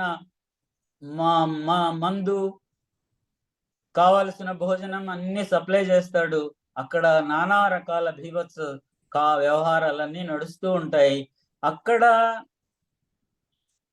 గంగా నది, గోదావరి అనేది మనకు జీవనదులు, పౌరాణికంగా కూడా చరిత్ర ఉన్న నదులు. ఆ నదుల్లో స్నానం చేసిన, ఆ నీళ్లు తాగిన, ఆ నీళ్లను తల మీద చల్లుకున్నా మనకు పుణ్యం వస్తుంది, పుణ్యలోకాలు లభిస్తాయనే నమ్మకం ప్రతీతిగా చెప్పుకునే ఆ గోదావరి నదిలో, ఆ నదీ గర్భంలో వీడు కిన్లే వాటర్ బాటిల్ 25 రూపాయలు తీసుకొని మనకు అమ్ముతాడండి అక్కడ. ఆ విషయం నన్ను కదిలించింది. పుణ్య నది, జీవనది అయిన గోదావరి నదీ గర్భంలో అమెరికా వాడి కిన్లే కంపెనీ నీళ్ల సీసా 25 రూపాయలకి నాకు ఇక్కడ ఇంత దూరంలో, కాకులు దూరని కారడవి, చీమలు దూరని చిట్టడివి అన్నంతగా చెప్పుకునే ఇక్కడ చొరబాటు, వాడి ఇక్కడ చొరబడి వాడి వ్యాపారాన్ని, వాడి సీసాని, నీళ్ల సీసాని గోదావరి నది గర్భంలో అమ్ముతున్నాడంటే వాడి పెట్టుబడిదారుడి యొక్క చొరబాటు ఏ స్థితికి వచ్చిందో, అది దేనికి పరాకాష్ఠో అక్కడ నేను ఒక కథకుడుగా చలించిపోయిన సంఘటన. ఆ నేపథ్యంతో ఆ మొత్తం ప్రయాణాన్ని, అక్కడ జరుగుతున్న ఇంకొక దుర్మార్గం ఏంటంటే సార్, వచ్చిన వాళ్ళందరికీ ఆ కొండల మీద ఉండే గిరిజనుల అమాయకులైన అమ్మాయిల్ని పట్టుకొచ్చి వాళ్ళని అక్కడ వ్యాపారంలోకి దించి వాళ్ళని, ఒకప్పుడు ఎయిడ్స్ మహమ్మారి విశృంఖలంగా, దానికి వ్యతిరేకంగా పులిరాజుకి ఎయిడ్స్ వస్తుందా అని ఆ ప్రకటన మీకు గుర్తుండే ఉంటది. ఆ సమయంలో ఆ గిరిజన అమాయక పిల్లలకి వీళ్ళు రకరకాల జబ్బులు అంటించి చాలా బీభత్సాన్ని జరిగిన దృశ్యం అంతా చూసిన తర్వాత నా మనస్సు చెలించి ఈ చొరబాటు అనే నేపథ్యంతో ఉన్న కథని రాసి దాన్ని శీర్షికగా తీసుకొని రాశాను sir. Time is over to me sir. Sir 8 నిమిషాలు ఉంది, ఇంకో కథ చెప్పచ్చు. చెప్పొచ్చా? ఓకే, 8 నిమిషాలు ఉంది మీకు. మీరు అయిపోగానే నాకు చెప్పండి, నో ఇష్యూస్. మీరు నేను ఎక్కడైతే పుట్టానో ఆ పణిగిరి అనే గ్రామ నేపథ్యంతో, అక్కడ అది క్రీస్తుకు పూర్వం 200 ఏళ్ల క్రితం నుంచే అది బౌద్ధానికి చాలా పట్టుకొమ్మ సార్ ఆ ఊరు. ఈ అమరావతి, జగ్గయ్యపేట ఈ ప్రాంతాల్లో ఉన్నట్లుగానే అక్కడ క్రీస్తుకు పూర్వం నుంచే అది బౌద్ధానికి చాలా ప్రసిద్ధిగా అన్నది. అది ఆ రోజుల్లోనే వాళ్ళు పైనుంచి ఎలా చూసారో మనకు తెలియదు, కానీ అది ఆకాశం నుంచి చూస్తే ఆ గుట్ట సర్పాకృతిలో ఉంటుంది. అందుకని ఫణిగిరి అని పెట్టారు. ఇప్పుడు ఇది డ్రోన్ పంపించి, డ్రోన్ల ద్వారా దాన్ని ఇటీవల కాలంలో ఫోటో తీస్తే పురాతనం వాళ్ళు ఏది చెప్పారో అదే ఆకృతిలో ఈ బొమ్మ, ఆ పర్వతం యొక్క దృశ్యం మనకు కనబడుతుంది. అక్కడ ఆ గ్రామంలో, ఆ గ్రామీణ జీవితంలో, అక్కడ రైతుల్లో, అక్కడ వివిధ కుల వృత్తుల మధ్య ఆ గ్రామీణ జీవితంలో పెళ్లి, సావు, పుట్టుక, వివిధ సందర్భాల్లో వచ్చే కుటుంబ సంబంధమైన పండుగలు, స్నేహాలు, వైరుధ్యాలు, హాస్యాలు, ఒక పల్లె జీవితంలో ఉండే అనేక సమస్యలని గుదిగుచ్చి ఆ గుట్టని నేపథ్యంగా చేసుకుంటూ రాసి నా గత జీవిత, నా బాల్య స్మృతుల గుచ్ఛమే ఈ పణిగిరిగుట్ట కథల సంపుటి సార్. ఇది 2016లో ఆ కథా సంపుటి తీసుకొచ్చాను. ఇంకా 6వ కథా సంకలనం కాలం నేర్పిన పాఠం. మొత్తం ప్రపంచ మానవాళిలో కరోనా తరువాత, కరోనా ముందు అనే విభజన రేఖ గీయబడిన కరోనా నేపథ్యంతో కాలం నేర్పిన పాఠం అనే ఉపశీర్షిక కరోనా కథలని పెట్టి రాశాను సార్. అది వాస్తవంగా ఆ సమయంలో డిజిటల్ మాధ్యమంగా చాలా కవితలు, కథలు, నానా రకాల వ్యాసాలు ఈ కరోనా చూసి విసుకొచ్చి నేనేం రాయలేదు. నిజానికి ఇంతమంది రాస్తున్నారు, ఇంకా నేను రాయడం అవసరమా అని వరంగల్ హన్మకొండలో మా పెద్ద పాప ఇల్లు, ఆ సందర్భంలో ఆ లీజర్ పీరియడ్ లో మేమిద్దరం పాల్మన్స్ నుంచి అక్కడికి వెళ్ళి ఆ ఇల్లు కట్టించుకునే పనిలో నేనేం రాయదలుచుకోలేదు మానసికంగా. కానీ పాల్వన్స్లో ఉండే నా సన్నిహిత మిత్రుడు ఒక ఆయన ఫోన్ చేసి, నువ్వు మరి కరోనా విపత్తు మీద మీ ప్రతిస్పందన ఏంటి అంటూ అడిగాడు. అయ్యా నేను ఈ ఆలోచనకు లోనయ్యాను, నేనేం రాయడం లేదంటే ఆ మిత్రుడు అలా కాదు, ఎవరు ఏది రాసినా మీ పందాలో మీరు రాయాల్సి ఉంటుంది కాబట్టి మీరు ఖచ్చితంగా రాయాలి అన్నప్పుడు అప్పటికప్పుడు కూర్చొని ఆ 2020 కరోనా ఆ సమయంలో ఆ సంవత్సరానికి 12 మాసాలకి ప్రతీకగా 12 కథల్ని రాసి కాలం నేర్పిన పాఠం కరోనా కథలని ఆ ఆ కథా సంపుటం వెలువరించాను. అది కూడా జనాల్లోకి వెళ్ళింది. ఆ కరోనా కాలంలో జరిగిన అమానవీయ మనం ఊహించని సంఘటనలని కొన్నింటిని తీసుకుని ఆ 12 కథల్ని గుదిగుచ్చి వేశాను. ఇది నా 6 కథా సంపుటాల 6 కథల నేపథ్యంతో చెప్పిన కథా నేపథ్యం సార్. మీరందరూ నేను చెప్పినది విన్న తర్వాత మీరు సంతోషించారనే నేను భావిస్తున్నాను. నేను కథలు రాయడం 2003లో నా మొదటి కథని తీసుకుని రాసేటప్పుడే కథ రాస్తే దిగువ తరగతి అధోజగత్ ప్రజల జీవితాల్ని రాయాలి, మధ్యతరగతి ఎగువ మధ్య తరగతి జీవితాలను చెప్పడానికి చాలా మంది కథకులు, కవులు, రచయితలు ఉన్నారు. కానీ మనం చెప్పే జీవితాలు చెప్పేవాళ్ళు తక్కువ ఉంటారు. అలాంటి జీవితాల గురించి తెలుసుకుని అక్కడికి వెళ్ళి వాళ్ళని పరిశీలించి ఆ జీవిత వాస్తవ దృశ్యాలని నేను కన్నుతో చూసి వాళ్ళతో మాట్లాడిన తర్వాత మాత్రమే కథలు రాయాలని నాకు నేను తీసుకున్న సంకల్పం. ఆ సంకల్ప నేపథ్యంలో నుంచే దానికి డీవియేట్ కాకుండా ఇప్పటిదాకా అదే పందాలో రాస్తూ వచ్చాను. ఇది సార్ నా కథల వెనుక కథల సమాహారం. Thank you sir, thank you Kantharao గారు. ఒకటి చెప్పాలి ఏంటంటే, చాలా నాకు తెలుగు కవుల మీద, తెలుగు సాహిత్యకారుల మీద గ్రీవెన్స్ ఒకటి ఉండేది. ఏంటంటే క్షణికమైనటువంటి రెస్పాన్స్గా రాస్తారే కానీ ఒక సమస్యని తీవ్రంగా తీసుకొని పరిశోధించరు. అంటే ఒక క్లాసికల్ ఎగ్జాంపుల్ ఏంటంటే రూట్స్ నవల, అలెక్స్ హేలీ రాసిన రూట్స్ నవల. రూట్స్ నవల రాయడానికి వెనకాల ఆయనకు ఒక 5-6 ఏళ్ల 10 ఏళ్ల రీసెర్చ్ ఉంటుంది. అంటే ఇలాంటి ప్రక్రియ భారతదేశంలో బలంగా రాలేదు, ముఖ్యంగా తెలుగు కవిత్వంలో రాలేదు. దానివల్ల తెలుగు సాహిత్యం మీద ఉన్న ప్రధానమైన విమర్శ ఏమిటంటే అది చాలా పెరిఫెరల్ గా ఉంటది. అంటే ఒక స్కిన్ డీప్ దాటిపోదు దాని సాహిత్యంలోని లోపలితనం అనేటి. ఇవాళ మిమ్మల్ని విన్న తర్వాత తెలుగులో కూడా ఇలా తీవ్రమైన ప్రయత్నం చేస్తున్నారు అనేటువంటి ఒక ఆనందం అయితే కలిగింది. ఎందుకంటే నేను చిత్రకోట గంగాధర్ అనే అతను ఒక పుస్తకం రాశారు, ఒక నవల రాశారు, మృత నగరంలోని. అది చదివినప్పుడు కూడా నేను ఇది ఒక తెలుగు రచయిత రాసే పుస్తకం కాదు, ఇతను ఎవరో పొరపాటున గ్రీక్ లో పుట్టవలసిన వాడు, యూరోప్ లో పుట్టవలసిన వాడు, ఇండియాలో పుట్టాడు అనుకున్నాను. మృత నగరంలో చిత్రకోట గంగాధర్ రాసింది నన్ను అసలు ఒక రకంగా చెప్పాలంటే ఒక 6 నెలల పాటు ఇబ్బంది పెట్టింది నన్ను. అంత గొప్ప ఇది. అంటే నేనేం చెప్తున్నా అంటే తెలుగు సాహిత్యంలో ఇప్పుడు రావాల్సింది పరిశోధనతో కూడిన సాహిత్యం, కేవలం సాహిత్యమే కాదు. సో అయితే ఈ చర్చని ప్రారంభించే ముందు నేను మిమ్మల్ని మాకు పరిచయం చేసినటువంటి కాసల రంగారావు గారిని ఫస్ట్ ఇన్వైట్ చేస్తున్నాను. ఎందుకంటే కాసల రంగారావు గారికి ఉన్నటువంటి ప్రత్యేకమైన ఎంటైటిల్మెంట్ ఏమో, ఒకటి మీకు మిత్రుడు అవడం, రెండు ఆయన కూడా సాహిత్యకారుడు, రచయిత, కవి కావడం. సో కవి, రచయిత అయినటువంటి రంగారావు గారిని ఇన్వైట్ చేస్తున్నాం ఈ డిస్కషన్ ఓపెన్ చేయడానికి. నా రచయిత మిత్రుడు. Thank you sir, thank you Rangarao గారు. ధన్యవాదాలు సార్. సార్ సార్ సార్ నేను ధన్యవాదాలు చెప్తున్నాను మీరు పరిచయం చేసేందుకు. కాంతారావు ఇక్కడ విషయం ఏంటంటే కాంతారావు గారు అంతకుముందు కవిత్వాలు రాసేవారు. రాసి తృప్తి చెందక వ్యాసుడుగా అష్టాదశ పురాణాలు రాసిన తర్వాత భాగవతం రాసిందని ఉంటుంది కదా. ఆ విధంగా ఆ కవిత్వాలు రాస్తూ ఇది కాదు, ఇంకా నేను బాగా ఇంకా వేరే విధంగా రాయాలనే దృక్పథంతో కొన్ని వ్యాసాలు కూడా రాస్తారు. వాటికి కూడా అవార్డ్స్ వచ్చినాయి. ఆ తర్వాత అక్కడ ఈగ హనుమాను, మండవ సుబ్బారావు గారు, దిలావర్ గారు, జాతశ్రీ గారు, వీళ్ళందరూ సాహిత్యంలో చాలా లబ్ధ ప్రతిష్ఠులు. సో వాళ్ళందరి దగ్గర సార్ పోయి కలిసి మాట్లాడి అవన్నీ చేసుకొని తన యొక్క వ్యక్తిగతమైన ధ్వని వినిపించారు.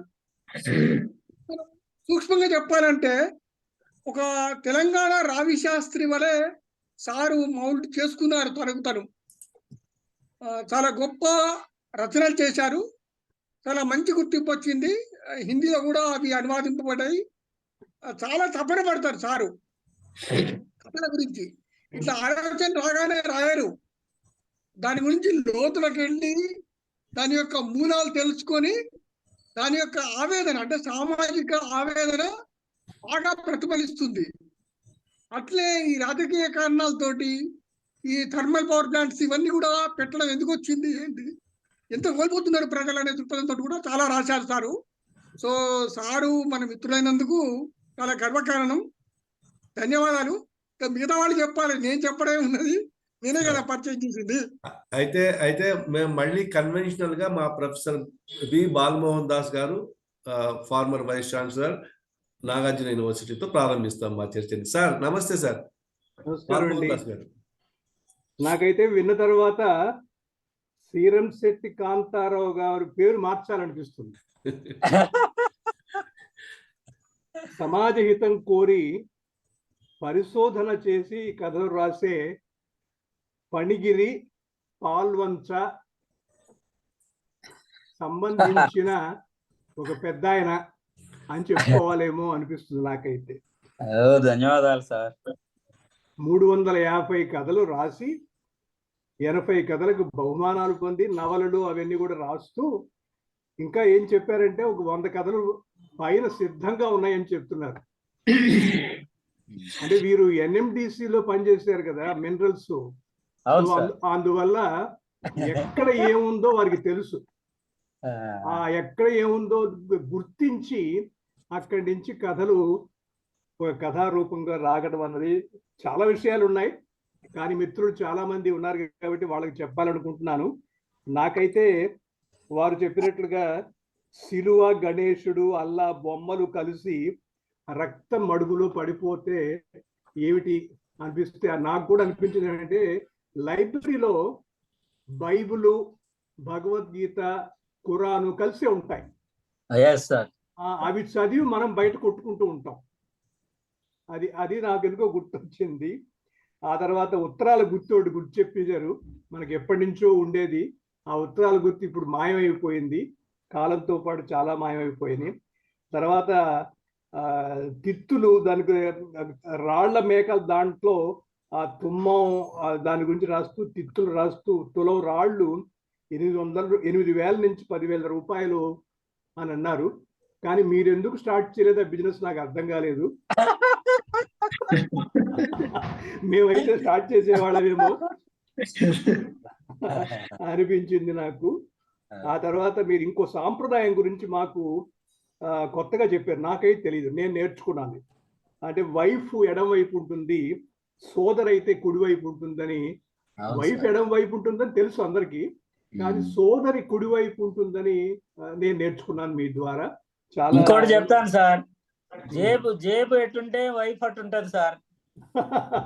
చొక్కా జేబు ఎటువైపు ఉంటే భార్య అటువైపు ఉండాలి. ఇప్పుడు తగ్గిపోయేది లేండి. తర్వాత ఊతకర్రలు సామెత మేడం, అది నేను సృష్టించింది కాదు.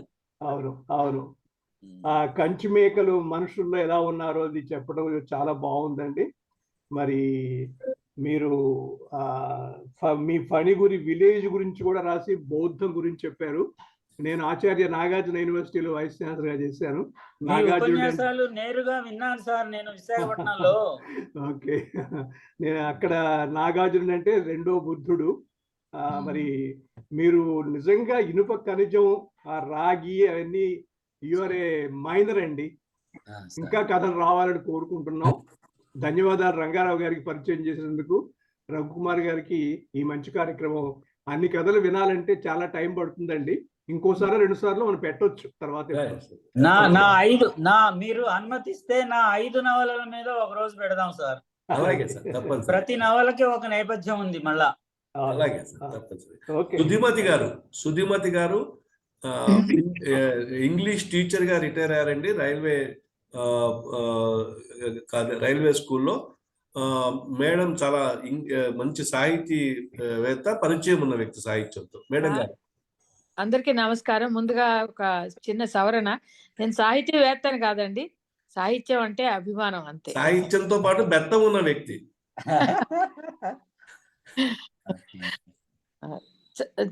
చాలా చాలా బాగున్నాయి సార్ కథలు.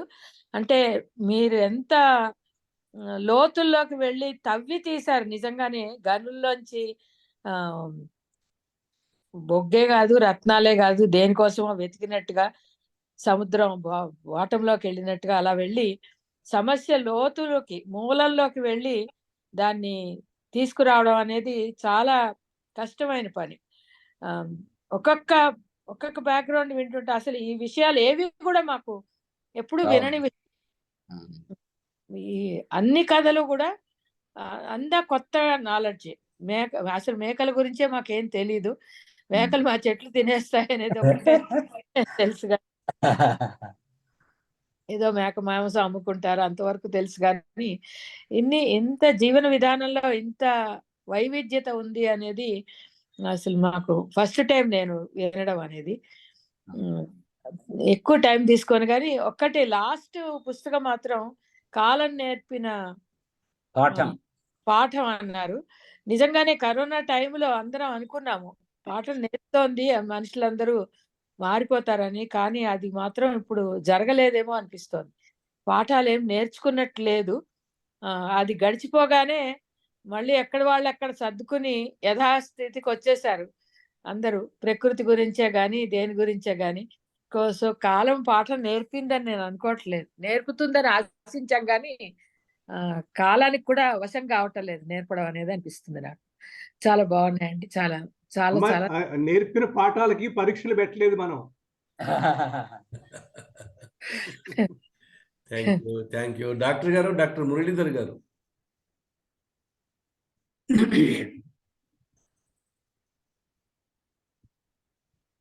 ఒక్క నిమిషం సార్.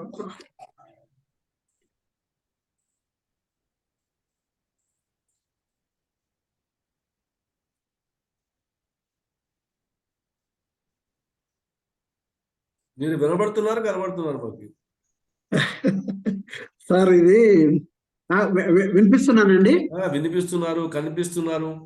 Okay okay. నేను మాది అన్మ్యూట్ చేసుకోవాలా అని చెప్పి ఇది ఎట్లా చేయాలని చెప్పేసి కొద్దిగా ఇబ్బంది పడుతున్నాను. సార్ బాలమోహన్ దాస్ గారు చెప్పినట్టు రాళ్ల మేకల కథతోటి కొన్ని రాళ్ళు వెనకల వేసుకోవాలా అనేసి కాంతారావు గారు అనుకుంటే ఆ విషయంలోకి చొరబడినంటే మాత్రము ఇంత మంచి కథలు వెలుగు చూసినది కాదు. కాబట్టి కాంతారావు గారు ఈ రకంగా కథలు రాయడము అన్నటువంటిది భవిష్యత్ తరాలను నిజంగా చాలా అద్భుతంగా ప్రేరేపించేటువంటి కార్యక్రమం చేసినారనేది నేను అనుకుంటున్నాను. రెండోది మా కాంతారావు గారు పెద్దలు అద్భుతమైనటువంటి విషయం ఏమంటే ఆయన కథలను వెతుక్కుంటూ పోయినారు.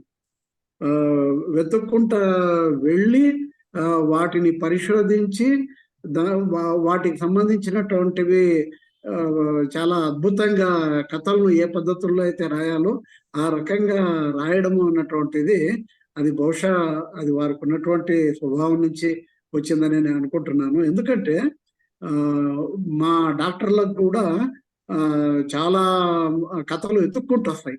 మా దగ్గరికే పేషెంట్లు వచ్చి వివిధ రకాలైనటువంటి విషయాలు మాట్లాడడము, కథలు ఇవన్నీ కూడా ఉంటాయి. కానీ దురదృష్టవశాత్తు చాలా మంది డాక్టర్లుగానే మిగిలిపోయినారు. కానీ కథకుల్లాగా ఇంట్రెస్టింగ్ గా దాని తర్వాత ఆకట్టుకునే విధంగా కథలు చెప్పగలిగినటువంటి వాళ్ళల్లో చాలా తక్కువ మంది మాత్రమే మిగిలినారు. ఉదాహరణకు బ్రహ్మారెడ్డి ఇలాంటి వాళ్ళు ఆ రకమైనటువంటి నేపథ్యంలో ఉన్నారు.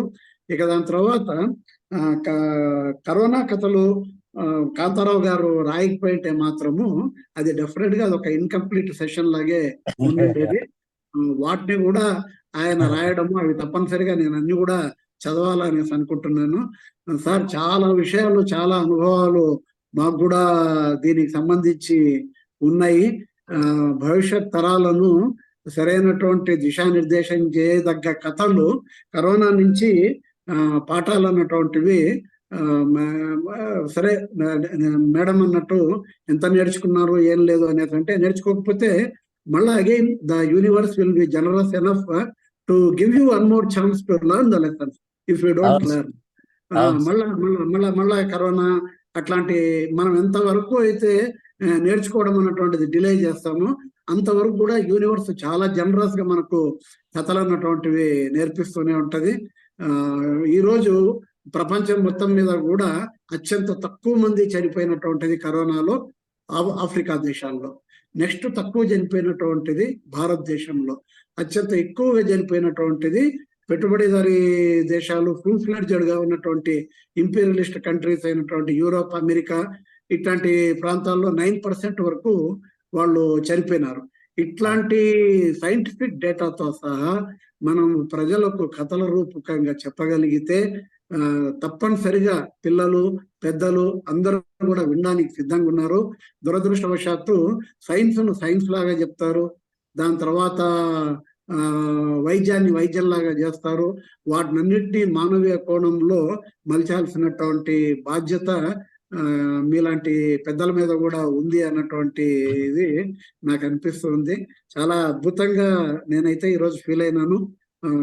కథలు ఎందుకంటే ఇంగ్లీష్ లో పావులో కోయిల్హో కథలు చదివినాను, టాల్స్టాయ్ కథలు చదివినాను, నిజంగా రావిశాస్త్రి గారి చదివినాను.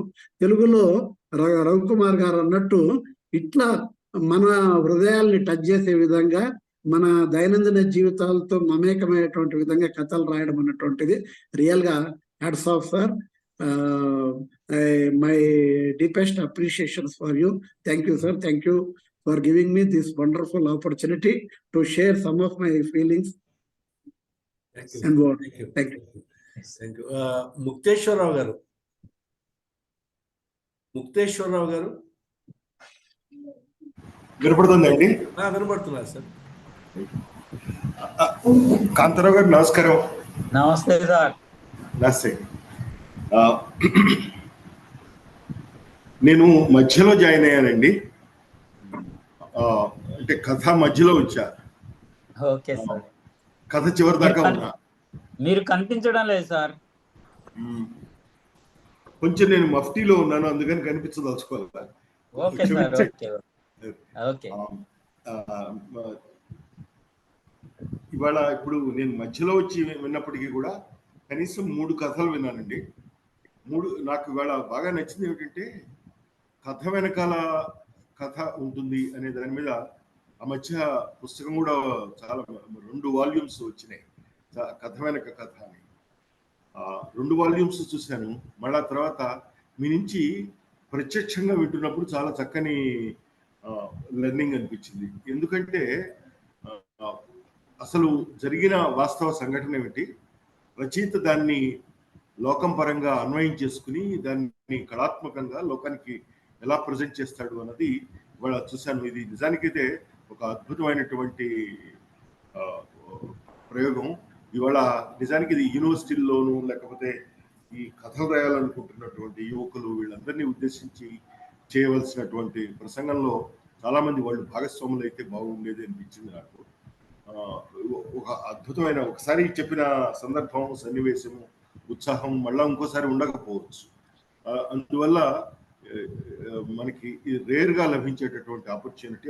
అందులో రచయిత ముఖత వింటాం, అది కూడా రచయిత తన యొక్క అనుభూతిని స్వచ్ఛంగా స్వేచ్ఛగా చెప్పుకునేటటువంటి సందర్భంలో వింటాం అనేది ఒక గొప్ప అవకాశంగా భావిస్తున్నాను. కాకపోతే నాకు ఒక్క చిన్న సందేహం ఉండేది, బహుశా మీరు బాగా క్లారిఫై చేయగలరని నేను అనుకుంటున్నాను. మనకి కథ 1910 నుంచి వచ్చిన సందర్భంలో మనం చూస్తే కథని చదవడము, కథ యొక్క ఆంతర్యాన్ని పట్టుకోవడము, మొత్తము అంటే దాన్ని చదివిన పాఠకుడు ప్రతి ఒక్కడికి కూడా ఎక్కడో హృదయంలో కలుక్కుమనిపించడము, బాధ అనిపించడము, ఒక కళ్ళలో ఒక చిన్న నీటి చలమ వచ్చిపోవడము, ఇట్లాంటివి రకరకాల సన్నివేశాలు. అది వర్షపెట్టి ఆ తర్వాత వచ్చిన కథకులు సుబ్రహ్మణ్య శాస్త్రి గారు వాళ్ళందరూ ఎవరు రాసిన కథ, ఈవెన్ మల్లాది రామకృష్ణ శాస్త్రి లాంటి ప్రసిద్ధ కథకులు అందరూ రాసిన దాంట్లో అలాంటిది కనిపిస్తుంది. అంటే ఆ అనుభూతి, స్పందన. అలాగే ఈవెన్ నేను ఎదుగుతున్న క్రమంలో కూడా యువ వాళ్ళు కథల పోటీలు జరిపేవాళ్ళు. అలాగే ఆంధ్రజ్యోతి వాళ్ళు దీపావళి సంచికలు మొదలైన ప్రత్యేక సంచికలు వేసేవాళ్ళు. దాంట్లో కథల పోటీలకి ఎగబడి కొనేవాళ్ళు. దాదాపు 25-30 ఇయర్స్ ఉన్న వాళ్ళు, పెద్ద సాహిత్యం దృష్టి లేని వాళ్ళు కూడా కొనడం చదవటం ఉంది. రాను కథ వస్తువు పరంగా మీరన్నట్టు చాలా అట్టడుగున పడి కనిపించని కథలన్నీ మనం చెప్తున్నప్పటికీ కూడా ఇది ఎవరికి స్పృహ కలగాలనుకుంటున్నామో, ఎవరిలోంచి మార్పు రావాలని మనం కోరుకుంటున్నామో వాళ్ళు ఎవరికి చేరటం లేదు. అసలు ఎవరు చదవకుండా పట్టించుకోకుండా వచ్చేటటువంటి సన్నివేశం పెరుగుతుంది. కొద్దిమంది కథలు, సాహితీ పరులు, ఆసక్తి కలిగిన వారు మాత్రమే పరిమితం అవుతున్నారు అనేది నాకున్న భావన. ఎందుకంటే ఇప్పుడు నేను ఎప్పుడైనా ఈ ఆంధ్రజ్యోతిలోను వాటిలోనూ వచ్చిన సండే స్టోరీలు వాటి మీద మాట్లాడుతుంటే కూడా మీరు చాలా బాగుంది కానీ మీ అనాలిసిస్ విన్న తర్వాతే మేము చదివితే బాగుంది కానీ మేము అసలు చదవలేదు అంటుంటారు. తర్వాత ఎన్నిసార్లు చెప్పినా కూడా చదవని వాళ్ళు ఉన్నారు. ఇది అంటే కథ దూరం అయిపోయింది అనేది, అంటే కంటెంట్ పరంగా రచయిత స్వేచ్ఛ, ఎవరిని కావాలంటే ఎవరు ఏ సామాజిక వర్గాన్ని తీసుకోవాలంటే తీసుకోవచ్చు, కానీ దాంట్లో ఉన్న ఎమోషన్ని, ఫీల్ని అత్యంత సన్నిహితంగా చెప్పడానికి మనం ఇంకా ఒక ప్రయత్నం చేయాలేమో పూర్వంలాగా. అవి అంటే సుబ్రహ్మణ్య శాస్త్రి గారు వాళ్ళు రాసిన కథలో లాగా ఖచ్చితంగా టచ్ అవ్వాలి, హృదయంలో కలుపుమనాలి అనేటటువంటి దానికి ఏమన్నా ప్రయత్నం చేస్తే బాగుంటుందా అన్నది మీరు ఒక ఎక్స్పీరియన్స్డ్ రైటర్గా, బోర్డ్ అంతా ఒక కళాజీవిగా మీరు తప్పకుండా చెప్పగలరని ఆశిస్తున్నాను. Thank you. Thank you sir. Thank you. Ram Kishore గారు చాలా వెల్ నోన్, సాహిత్యంతో బాగా పరిచయం ఉన్న వ్యక్తి, ఇటు మేనేజ్మెంట్ సైన్సెస్లో కూడా బాగా ఎక్స్పర్ట్. రామ్ కిషోర్ ఆయన కథాతథం అని రోజుకు ఒక కథ రాస్తూ ఉంటారు. కథ రాయడం కాదు, కథలన్నీ మనకు పరిచయం చేస్తూ ఉంటారు పాతవి. Ram Kishore. It's very good evening sir. కథ ద్వారా ఇవాళ ఈ సాయంత్రం పరిచయం అవ్వడం, I think it's one of the most interesting thing. నాకు ఈ కథల్లో ఎక్కడ బహుశా నేను చిన్నప్పటి నుంచి కొంచెం అవర్స్ టు వాల్యూస్ చెప్పే కథల నుంచి ఎందుకో దూరంగా ఉన్నాను. బహుశా నన్ను చిన్నప్పటి నుంచే అనుభవాన్ని మాత్రమే పరిచయం చేసే కథలని చాలా నచ్చేవి నాకు.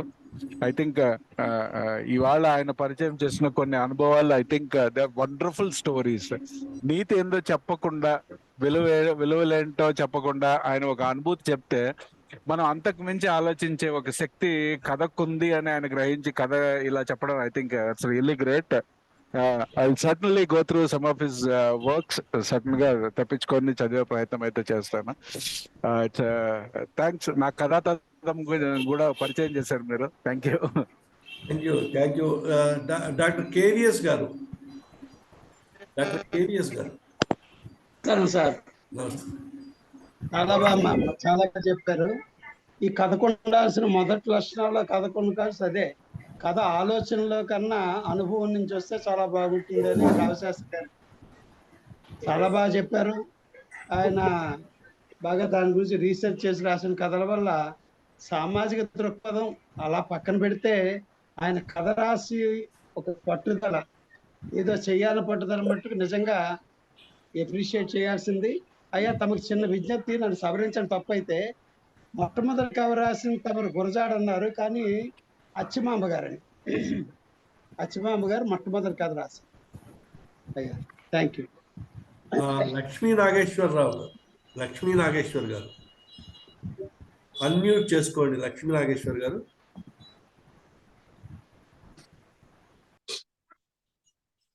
లక్ష్మీ నాగేశ్వర్ గారు సెషన్ లో ఉన్నారా? ఉన్నాను. చాలా బాగా చెప్పారండి. అసలు మన రైటర్స్ లో ఇంత ఇన్వెస్టిగేటివ్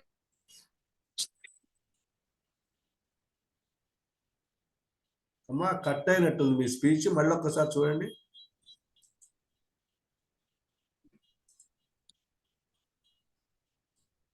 లక్ష్మీ నాగేశ్వర్ గారు కథ చదవాలని ఉత్సాహం, చాలా బాగా చెప్పారు. ఇంకా నేను అంతకన్నా చెప్పగలిగింది.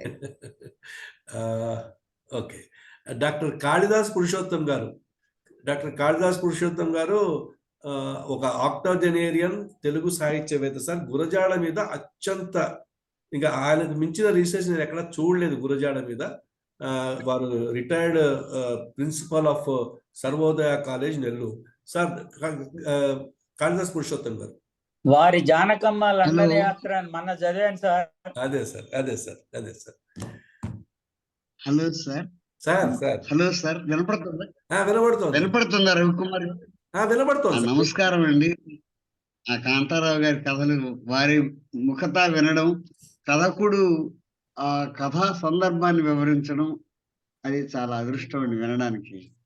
ఎందుకంటే మనం ఊహించుకుంటాం, కానీ కథకులు కథ రాసే నేపథ్యం, తాను పొందిన ప్రేరణలు అది చాలా చక్కగా చెప్పారు. ఆ పిచ్చమ్మాయిని గురించి పేపర్లలో కూడా వచ్చింది వారు చెప్పిన కథ.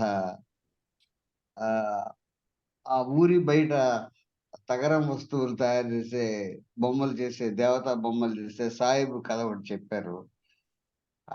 అది నాకు వారు చెప్తున్నప్పుడు గురజాడ దేవుడు చేసిన మనుషులారా, మనుషులు చేసిన దేవుళ్ళారా, మీ పేరేమిటి అనే కథ గుర్తొచ్చింది. శైవులు వైష్ణవులు తగాదా పడతారు. అగ్నిగుండం శైవులు దొక్కుతుంటే వైష్ణవులు కూడా తొక్కాలి, లేకపోతే అంటే అప్పుడు ఆ విష్ణువాలయం పూజారి భార్య పీర్ సాహిబ్ చేతికి ఆ ఊరి పీరు ఇచ్చి, నువ్వు ఇది విష్ణు దండం ఇదేను, నువ్వు మా తరఫున తొక్కమని చెప్తుంది. అద్భుతమైన కథ. ఈ కథ కూడా అలాంటిదే. చాలా మంచి కథ.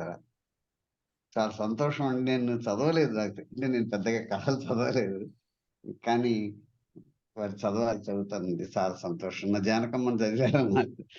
సార్ జానకమ్మ మళ్ళా రీప్రింట్ అయింది సార్, అంటే పల్లవి వాళ్ళు వేశారు మొన్న. అవునవును సార్, మొన్నే ఫేస్బుక్ లో రాశాను దాని మీద.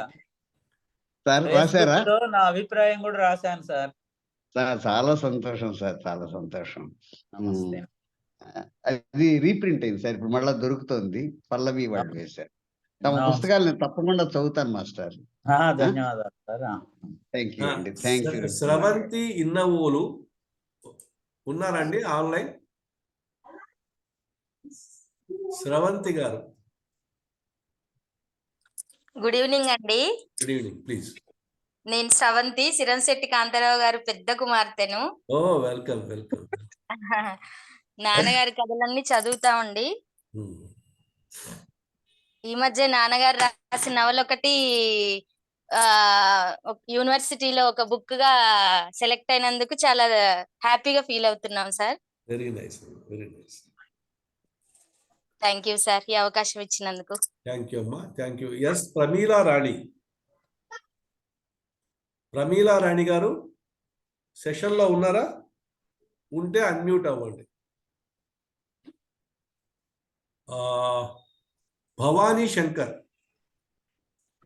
శంకర్ గారు అడ్వకేట్. భవానీ శంకర్ గారు. ప్రమీలా రాణి గారు. నమస్తే సార్. నమస్తే అండి. సాహితీ పెద్దలందరికీ నమస్కారాలండి. నేను జనరల్ గా సాహిత్యం కాంతారావు గారు మా అన్నయ్య గారండి. సో యాక్చువల్ గా మా అన్నయ్య గారి పుస్తకాలు చదవడం అంటే చాలా ఉత్సాహంగా చదువుతూ ఉంటాం. ఏ కథ వచ్చినా దాని నేపథ్యంలో ముందుగా మాతో కూడా ఒక్కొక్కసారి చెప్తూ ఉంటారు కొన్ని కథలు. తనతో మాట్లాడడమే ఒక అనుభవంగా ఫీల్ అవుతుంటాము. అయితే జనరల్ గా సాహిత్యం పట్ల నాకు పెద్దగా అవగాహన లేదండి. నేను కూడా టీచింగ్ ఫీల్డ్ లోనే ఉన్నాను. భారతీయ విద్యాభవన్స్ హైదరాబాద్ లో వర్క్ చేస్తాను. నా సబ్జెక్ట్ వచ్చి సైన్స్ అండి. సో కాకపోతే మీ అందరినీ ఇంతమందితో అన్నయ్యతో అప్పుడప్పుడు వెళ్తూ ఉంటాము ఇలాంటి సాహిత్య సభలకి. ఒక్కొక్కరి దగ్గర ఒక గని లాంటి నాలెడ్జ్ ఉందండి మీ దగ్గర. మీలాంటి వాళ్ళందరితో మాట్లాడుతున్నప్పుడు మేము సమాజానికి ఏం చేయలేకపోతున్నామే అని ఫీల్ అవుతూ ఉంటాము. సో ప్రత్యేకంగా మా అన్నయ్య గారికి తను ప్రయాణము ఎక్కువగా కొత్త ప్రదేశాలు చూడడం ఇలాంటివి అంటే తనకి చాలా సరదా. తను రిటైర్మెంట్ అయ్యేటప్పుడు నేను అనుకున్నాను, అన్నయ్య నెక్స్ట్ కమింగ్ డేస్ లో తన టైంని ఎలా పాస్ చేస్తారు, how he's going to feel, how he's going to spend his life అనేది చాలా ఆలోచించేదాన్ని అనమాట. తర్వాత తెలిసింది, ఒక మనిషికి తను చేసే వృత్తి అనేది అది కేవలం తన బాధ్యతగా ఒక స్పాన్ ఆఫ్ టైమే ఉంటది, కానీ తర్వాత ఫ్రూట్ఫుల్ గా లైఫ్ ని ఇచ్చేసుకోవాలంటే వాళ్ళకంటూ ఒక వ్యాపకం అనేది ఏర్పాటు చేసుకోవాలి అనేది తనని చూశాక అర్థమైందండి. కాకపోతే మా అమ్మగారికి కూడా కథలు చెప్పడం అనేది తనకు కూడా చాలా పుట్టుకతో వచ్చిన విద్యలాగా ఉండేదన్నమాట. ఆవిడేం మాట్లాడినా కూడా ఒక సామెత వచ్చేది. అట్లాగే మా అన్నయ్య గారు కూడా. సో వారికి తోబుట్టుగా పుట్టడం అనేది నా పూర్వజన్మ సుకృతం అండి. తన ద్వారా మీలాంటి పెద్దవాళ్ళందరినీ కలవడం కూడా చాలా ఆనందంగా ఉంది. ఇంకా ఇంకా ముందు కూడా తను ఇలాగే సమాజానికి ఉపయోగపడే నవళ్ళు రాస్తూ మా అందరికీ సంతోషాన్ని కలిగిస్తారని, మీలాంటి వాళ్ళందరూ పరిచయాలు ఇప్పిస్తారని చాలా సంతోషంగా ఫీల్ అవుతున్నాను sir. Thank you very much. Thank you. Prasuna CH Venkatareddy garu కూడా ఉన్నట్టున్నారు. టివిఎస్ రమేష్ గారు, అబ్బో చాలా మంది ఉన్నారు పెద్దవాళ్ళంతా. సార్ సిహెచ్ వెంకటరెడ్డి గారు, సిహెచ్ వెంకటరెడ్డి గారు ఉన్నారండి లైన్లో? టివిఎస్ రమేష్ గారు. సార్ నమస్తే సార్. నమస్తే నమస్తే నమస్తే నమస్తే. ఇవాళ ఒక మంచి కార్యక్రమాన్ని ఏర్పాటు చేసినందుకు ముందుగా మీకు నేను చాలా కాలం క్రితం మట్టినేసిన తాళ్ళు అన్న కథ చదివినప్పుడు ఎప్పుడైనా ఒకసారి ఈ రచయితతో మాట్లాడితే బాగుండు అని చెప్పి అనుకున్నాను అనమాట. ఇవాళ నా కోరిక తీరింది.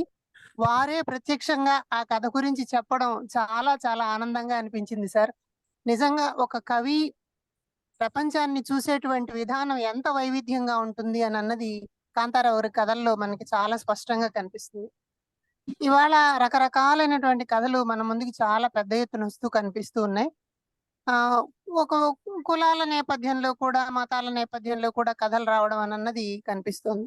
మనం ఆరుసారా కథలు మొదలుపెట్టి, దిద్దుబాటు మొదలుపెట్టి, ఇవాళ మహమ్మద్ కదీర్ బాబు గాని ఇలా రాసేటువంటి కథలన్నిటినీ చూసినట్టయితే ప్రతి రచయిత కూడా సమాజాన్ని ఒక సంక్షేమం వైపుకు తీసుకెళ్లడానికి, మానవాళికి మేలు కలిగించడానికి కొత్త ఆలోచనలు కలిగించే ప్రయత్నం కథల్లో కనిపిస్తుంది. చాలా సంతోషం అనిపిస్తుంది సార్. అయితే మేము స్కూల్ ఎడ్యుకేషన్ డిపార్ట్మెంట్ తరఫున ఏం చేసామంటే ఇవాళ తరం పిల్లలకి అసలు కథ అంటే ఏమిటి, చదవడం అంటే ఏమిటి తెలియకుండా పోతున్నాయి. కాబట్టి మొన్న 9వ తరగతికి ఉపవాచకంగా ఏం చేసామంటే ప్రతి పాఠానికి గొప్పవాళ్ళు రాసినటువంటి ఒక కథని పాఠంగా అనుబంధంగా పెట్టాం సార్. కొలకలూరి ఈనాక్ గారి కొలిమి లాంటి కథ, తురగా జానకి బాలది, పి సత్యవతి గారు, ఇలా రకరకాల రచయితలు రాసినటువంటి కథలన్నిటినీ పాఠ్యాంశాలలోకి తీసుకొచ్చి పిల్లలకు అందించే ప్రయత్నం చేసాం. అలాగే ఈ మధ్య కాలంలో సుధామూర్తి గారి అమ్మమ్మ చదువు అన్నటువంటి కథ, ఇవి కూడా పిల్లల దగ్గర తీసుకెళ్ళాం. అయితే పెద్దలందరికీ ఒక విజ్ఞప్తి ఏమిటి అని అంటే ఇప్పటి తరానికి కూడా ఈ కథా సాహిత్యం అంతా అందుబాటులోకి రావాలి అని అంటే నాకేమనిపిస్తుంది అంటే సార్, ఈ పెద్దలు రచయితలు ఏదైనా ఒక స్కూల్కి వెళ్ళి అక్కడ పిల్లలతో ఈ సాహిత్యం గురించి, కథ గురించి, కథ యొక్క గొప్పతనం గురించి మాట్లాడితే పిల్లలు కూడా కథలు రాయడానికి, పిల్లలు కథలు చదవడానికి అవకాశం కలుగుతుంది. కాబట్టి ఇలాంటి ప్రయత్నాన్ని పెద్దలందరూ ఏమైనా ఆలోచిస్తే బాగుంటుంది అని చెప్పి నా ఆలోచన. మరొకసారి కాంతారావు గారిని ఈ సందర్భంగా చూసినందుకు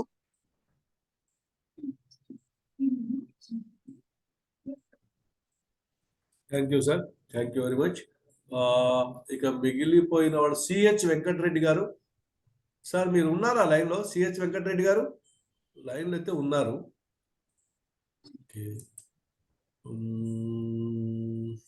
ప్రసూన చాలా బాగున్నాయి కథలు అన్ని. తట్టల గురించి చెప్పినప్పుడు అదే మా విలేజ్ లో మా తాతగారు సంస్కృతం చేస్తున్నప్పుడు అదే పశువులకి పలుపులు తర్వాత అంతా గుర్తొచ్చింది. మళ్ళీ ఏమో లెటర్స్ గురించి చెప్పినప్పుడు 97 ఆ ప్రాంతంలో అనుకుంటా ఈటీవీలో స్వాతంత్రోద్యమం గురించి ఈ రోజులో ఒక క్వశ్చన్ అడిగేవారు అనమాట. అవన్నీ కాంపిటీషన్ అది. దానికి నేను లెటర్స్ రాసి పంపించేదాన్ని, ఆన్సర్ రాసి పంపించేదాన్ని వాళ్ళు అడిగిన క్వశ్చన్. నాకు తెలియకపోతే మా నాన్న చెప్పేవారు ఏదైనా 1 అట్లా 45 రోజులు పంపించాను. కానీ అవి వేరే వాళ్ళకి వెళ్ళిపోయి అది రాలేదన్నమాట నాకు. తర్వాత అది బాగున్నాయి. ఇందాక సార్ చెప్పారు కలకలరి నాట్స్ అని. అది నేను డిగ్రీ సెకండ్ ఇయర్ లో ఉన్నప్పుడు చిలకలరి నాట్స్ అయ్యి కలలేనోడు అని స్టోరీ ఉండింది. ఆ రోజు సెప్టెంబర్ 5. ఆ రోజు సార్లు ఎవరు అందరు లీవ్ పెట్టారనమాట. కానీ మా తెలుగు సారు మాచవల్ ప్రసాద్ సారు ఆ సార్ మాత్రం క్లాస్ తీసుకుంటాను నేను అని అంటే ఆ క్లాస్ ఒక్కదానికే వచ్చాను నేను. అదే ఆ రోజు ఆ సార్ అది చెప్పారు, అదే ఎగ్జామ్ లో కూడా వచ్చింది. 60 మార్క్స్ వచ్చాయి నాకు అప్పుడు. సార్ చెప్పిన స్టోరీస్ అన్ని చాలా బాగున్నాయి. థ్యాంక్ యూ అండి. సార్ దాదాపు మనం అందరి ఒపీనియన్స్ తీసుకున్నట్టే ఉన్నాము. ఒకవేళ ఇంకెవరైనా మర్చిపోయి కృష్ణమోహన్,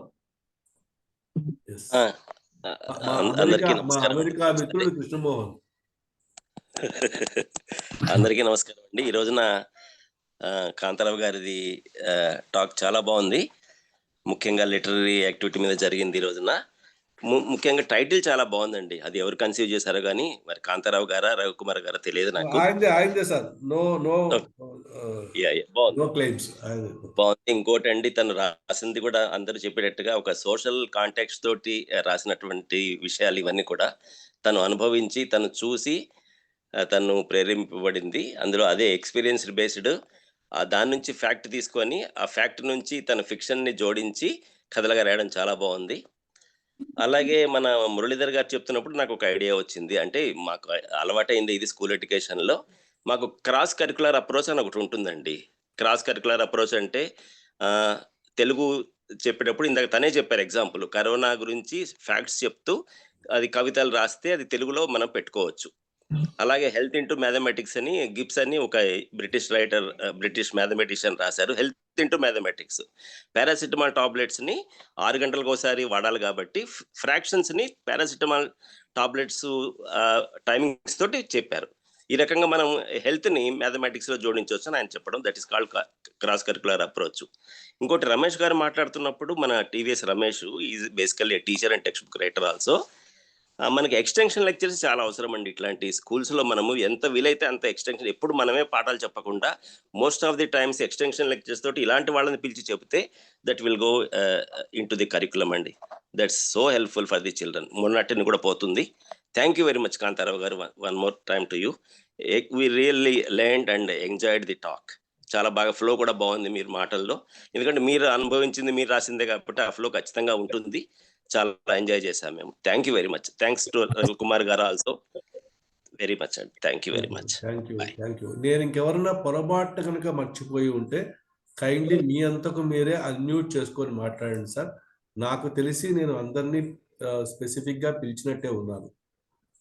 ఇక అలా కాదు అనుకుంటే ఒక 2 minutes కాంతారావు గారు క్లోజింగ్ రిఫ్లెక్షన్స్ ఇస్తారు. కాంతారావు గారు ముందు ఒక విషయం ఏంటంటే, సెంటర్ ఫర్ సోషల్ డైలాగ్ తరఫున నేను మిమ్మల్ని ఇన్వైట్ చేసిన వెంటనే యాక్సెప్ట్ చేసి కథల వెనక కథలు అనే పేరుతో మీ సాహిత్య కృషిని చెప్పడానికి ప్రయత్నం చేసినందుకు ధన్యవాదాలు. అలాగే మీ సాహిత్య కృషి కూడా చాలా విచిత్రంగా, అధునాతనంగా, అద్భుతంగా ఉంది. అది అలా కంటిన్యూ అవ్వాలని కోరుకుంటున్నాను. ఇక క్లోజ్ చేసే ముందు మీ రిఫ్లెక్షన్స్, దాని తర్వాత will close the section. Sir అంతకంటే ముందు ఒక సజెషన్ సార్. ఇప్పుడు ఈ కథలు ఇవన్నీ కూడా పుస్తకాలు, ఈ నవళ్ళు, వీటిని అందుబాటులో చేసే విధంగా మనకు కొంత ఏదైనా మీడియేట్ చేస్తే బాగుంటుంది అనేది అనుకుంటున్నాను సార్. దానికి మాట్లాడదాం సార్. ఇప్పుడు నేను ఏంటంటే, ఇట్లా మాట్లాడిన వాళ్ళందరూ కూడా వాళ్ళ పుస్తకాలని ఒక 2 కాపీలో 3 కాపీలో ఇస్తే అడిగిన వాళ్ళకి మనం పంపించుకోవచ్చు మళ్ళీ. అదే సార్, అది ఏమైతుందంటే ఇట్లా మాట్లాడిన వాళ్ళు కొద్దిగా మోడెస్ట్ గా ఫీల్ అయ్యి అది దీనికి సంబంధించినటువంటి ఈ అప్రోచింగ్ ఇది ఏదన్నా ఒకరెవరన్నా బాధ్యత తీసుకొని, ఇప్పుడు మన రామ్ చాలా అద్భుతమైనటువంటి పుస్తకం ఒకటి ప్రజెంట్ చేసినారు. వాటికి సంబంధించి ఆయన మళ్ళా చెప్పడం అన్నటువంటిది ఉండదు. అట్లనే కాంతారావు గారు కూడా మళ్ళా మనం అనుకుంటాము, ఇప్పుడేమో చాలా అద్భుతంగా అనిపిస్తుంది. ఎక్కడ మనకి ఇబ్బంది అవుతుంది అంటే, మళ్ళీ ఈ కథలు చదవాలని ఉంటది కానీ ఇది అవైలబుల్ చేసుకున్నటువంటి టైంలోనే టైం అన్నటువంటిది గడిచిపోతుంది. దీన్ని ఏమన్నా మనం మినిమైజ్ చేయడానికి ఏదన్నా ఆర్గనైజేషనల్ గా ఏదైనా ఆలోచన చేస్తే బాగుంటది అనేది నా సలహా. మీతో కన్సల్టేషన్ లో చేస్తాను నేను కూడా. అంటే ఇలా వచ్చి మాట్లాడిన వాళ్ళతో కూడా వాళ్ళ సాహిత్యాన్ని ఒక 2 కాపీలో 3 కాపీలో ఒకరికి ఇవ్వగలిగితే మనం డిస్ట్రిబ్యూట్ చేసుకోవడానికో అడిగిన వాళ్ళకి ఇవ్వడానికో ఉంటుంది అవకాశం చదివే వాళ్ళకి. పేమెంట్ అయినా పర్లేదు, ఎట్లయినా పర్లేదు, అది పేమెంట్ అది అవన్నీ కూడా వాటిని మనం ప్రాసెస్ అఫోర్డబిలిటీ ఉంటే ఇవ్వచ్చు, లేదంటే పేమెంట్ కూడా మనం విల్ బి రెడీ. మరొకసారి కాంతారావు గారికి మనస్ఫూర్తిగా ధన్యవాదాలు. Sir thank you sir. Sir ఒక మీరు రిఫ్లెక్షన్స్, క్లోజింగ్ రిఫ్లెక్షన్స్. సార్ మీ అందరికి, రఘు సార్కి ముఖ్యంగా, రఘు సార్ని నాకు పరిచయం చేసిన మా మిత్రులు, పూర్వమిత్రులు రంగారావు గారికి, డాక్టర్ గారికి, ఈ కార్యక్రమంలో పాల్గొన్న పెద్దలందరికీ, మేధావులకి, అందరికీ, కథని ప్రేమించే వ్యక్తులు, ఇంత గొప్ప వ్యక్తులు సమూహంలో నేను నా అనుభవాల్ని చెప్పడం నాకు వ్యక్తిగా, నాకు కథకుడిగా చాలా సంతృప్తినిచ్చిన సందర్భం. అలాగే మీకు అవకాశం ఉండి కొద్ది రోజుల తర్వాత ఒక అవకాశం ఇస్తే నా 5 నవలల నేపథ్యం కూడా నేను చెప్పడానికి తయారుగా ఉంటాను. అది ఎప్పుడు ఏంటనేది మీరు చెప్తే నేను అందుకు కూడా సిద్ధమే సార్. తప్పనిసరి సార్. మనం ఇప్పుడు మీరు ఇప్పుడు ఎట్లాగో మిమ్మల్ని నేను ఒక మెంబర్ లాగా తీసుకుంటున్నాను సెంటర్ ఫర్ సోషల్ డైలాగ్లో. I will take your help and guidance also in all these things. Okay, ధన్యవాదాలు sir. Thank you. So once again అండి, thank you all for the wonderful evening and sharing wonderful thoughts among us. Thank you very much andi. Have a good evening, good rest, and good night, good lunch, everything, good dinner. Thank you all. Thank you sir.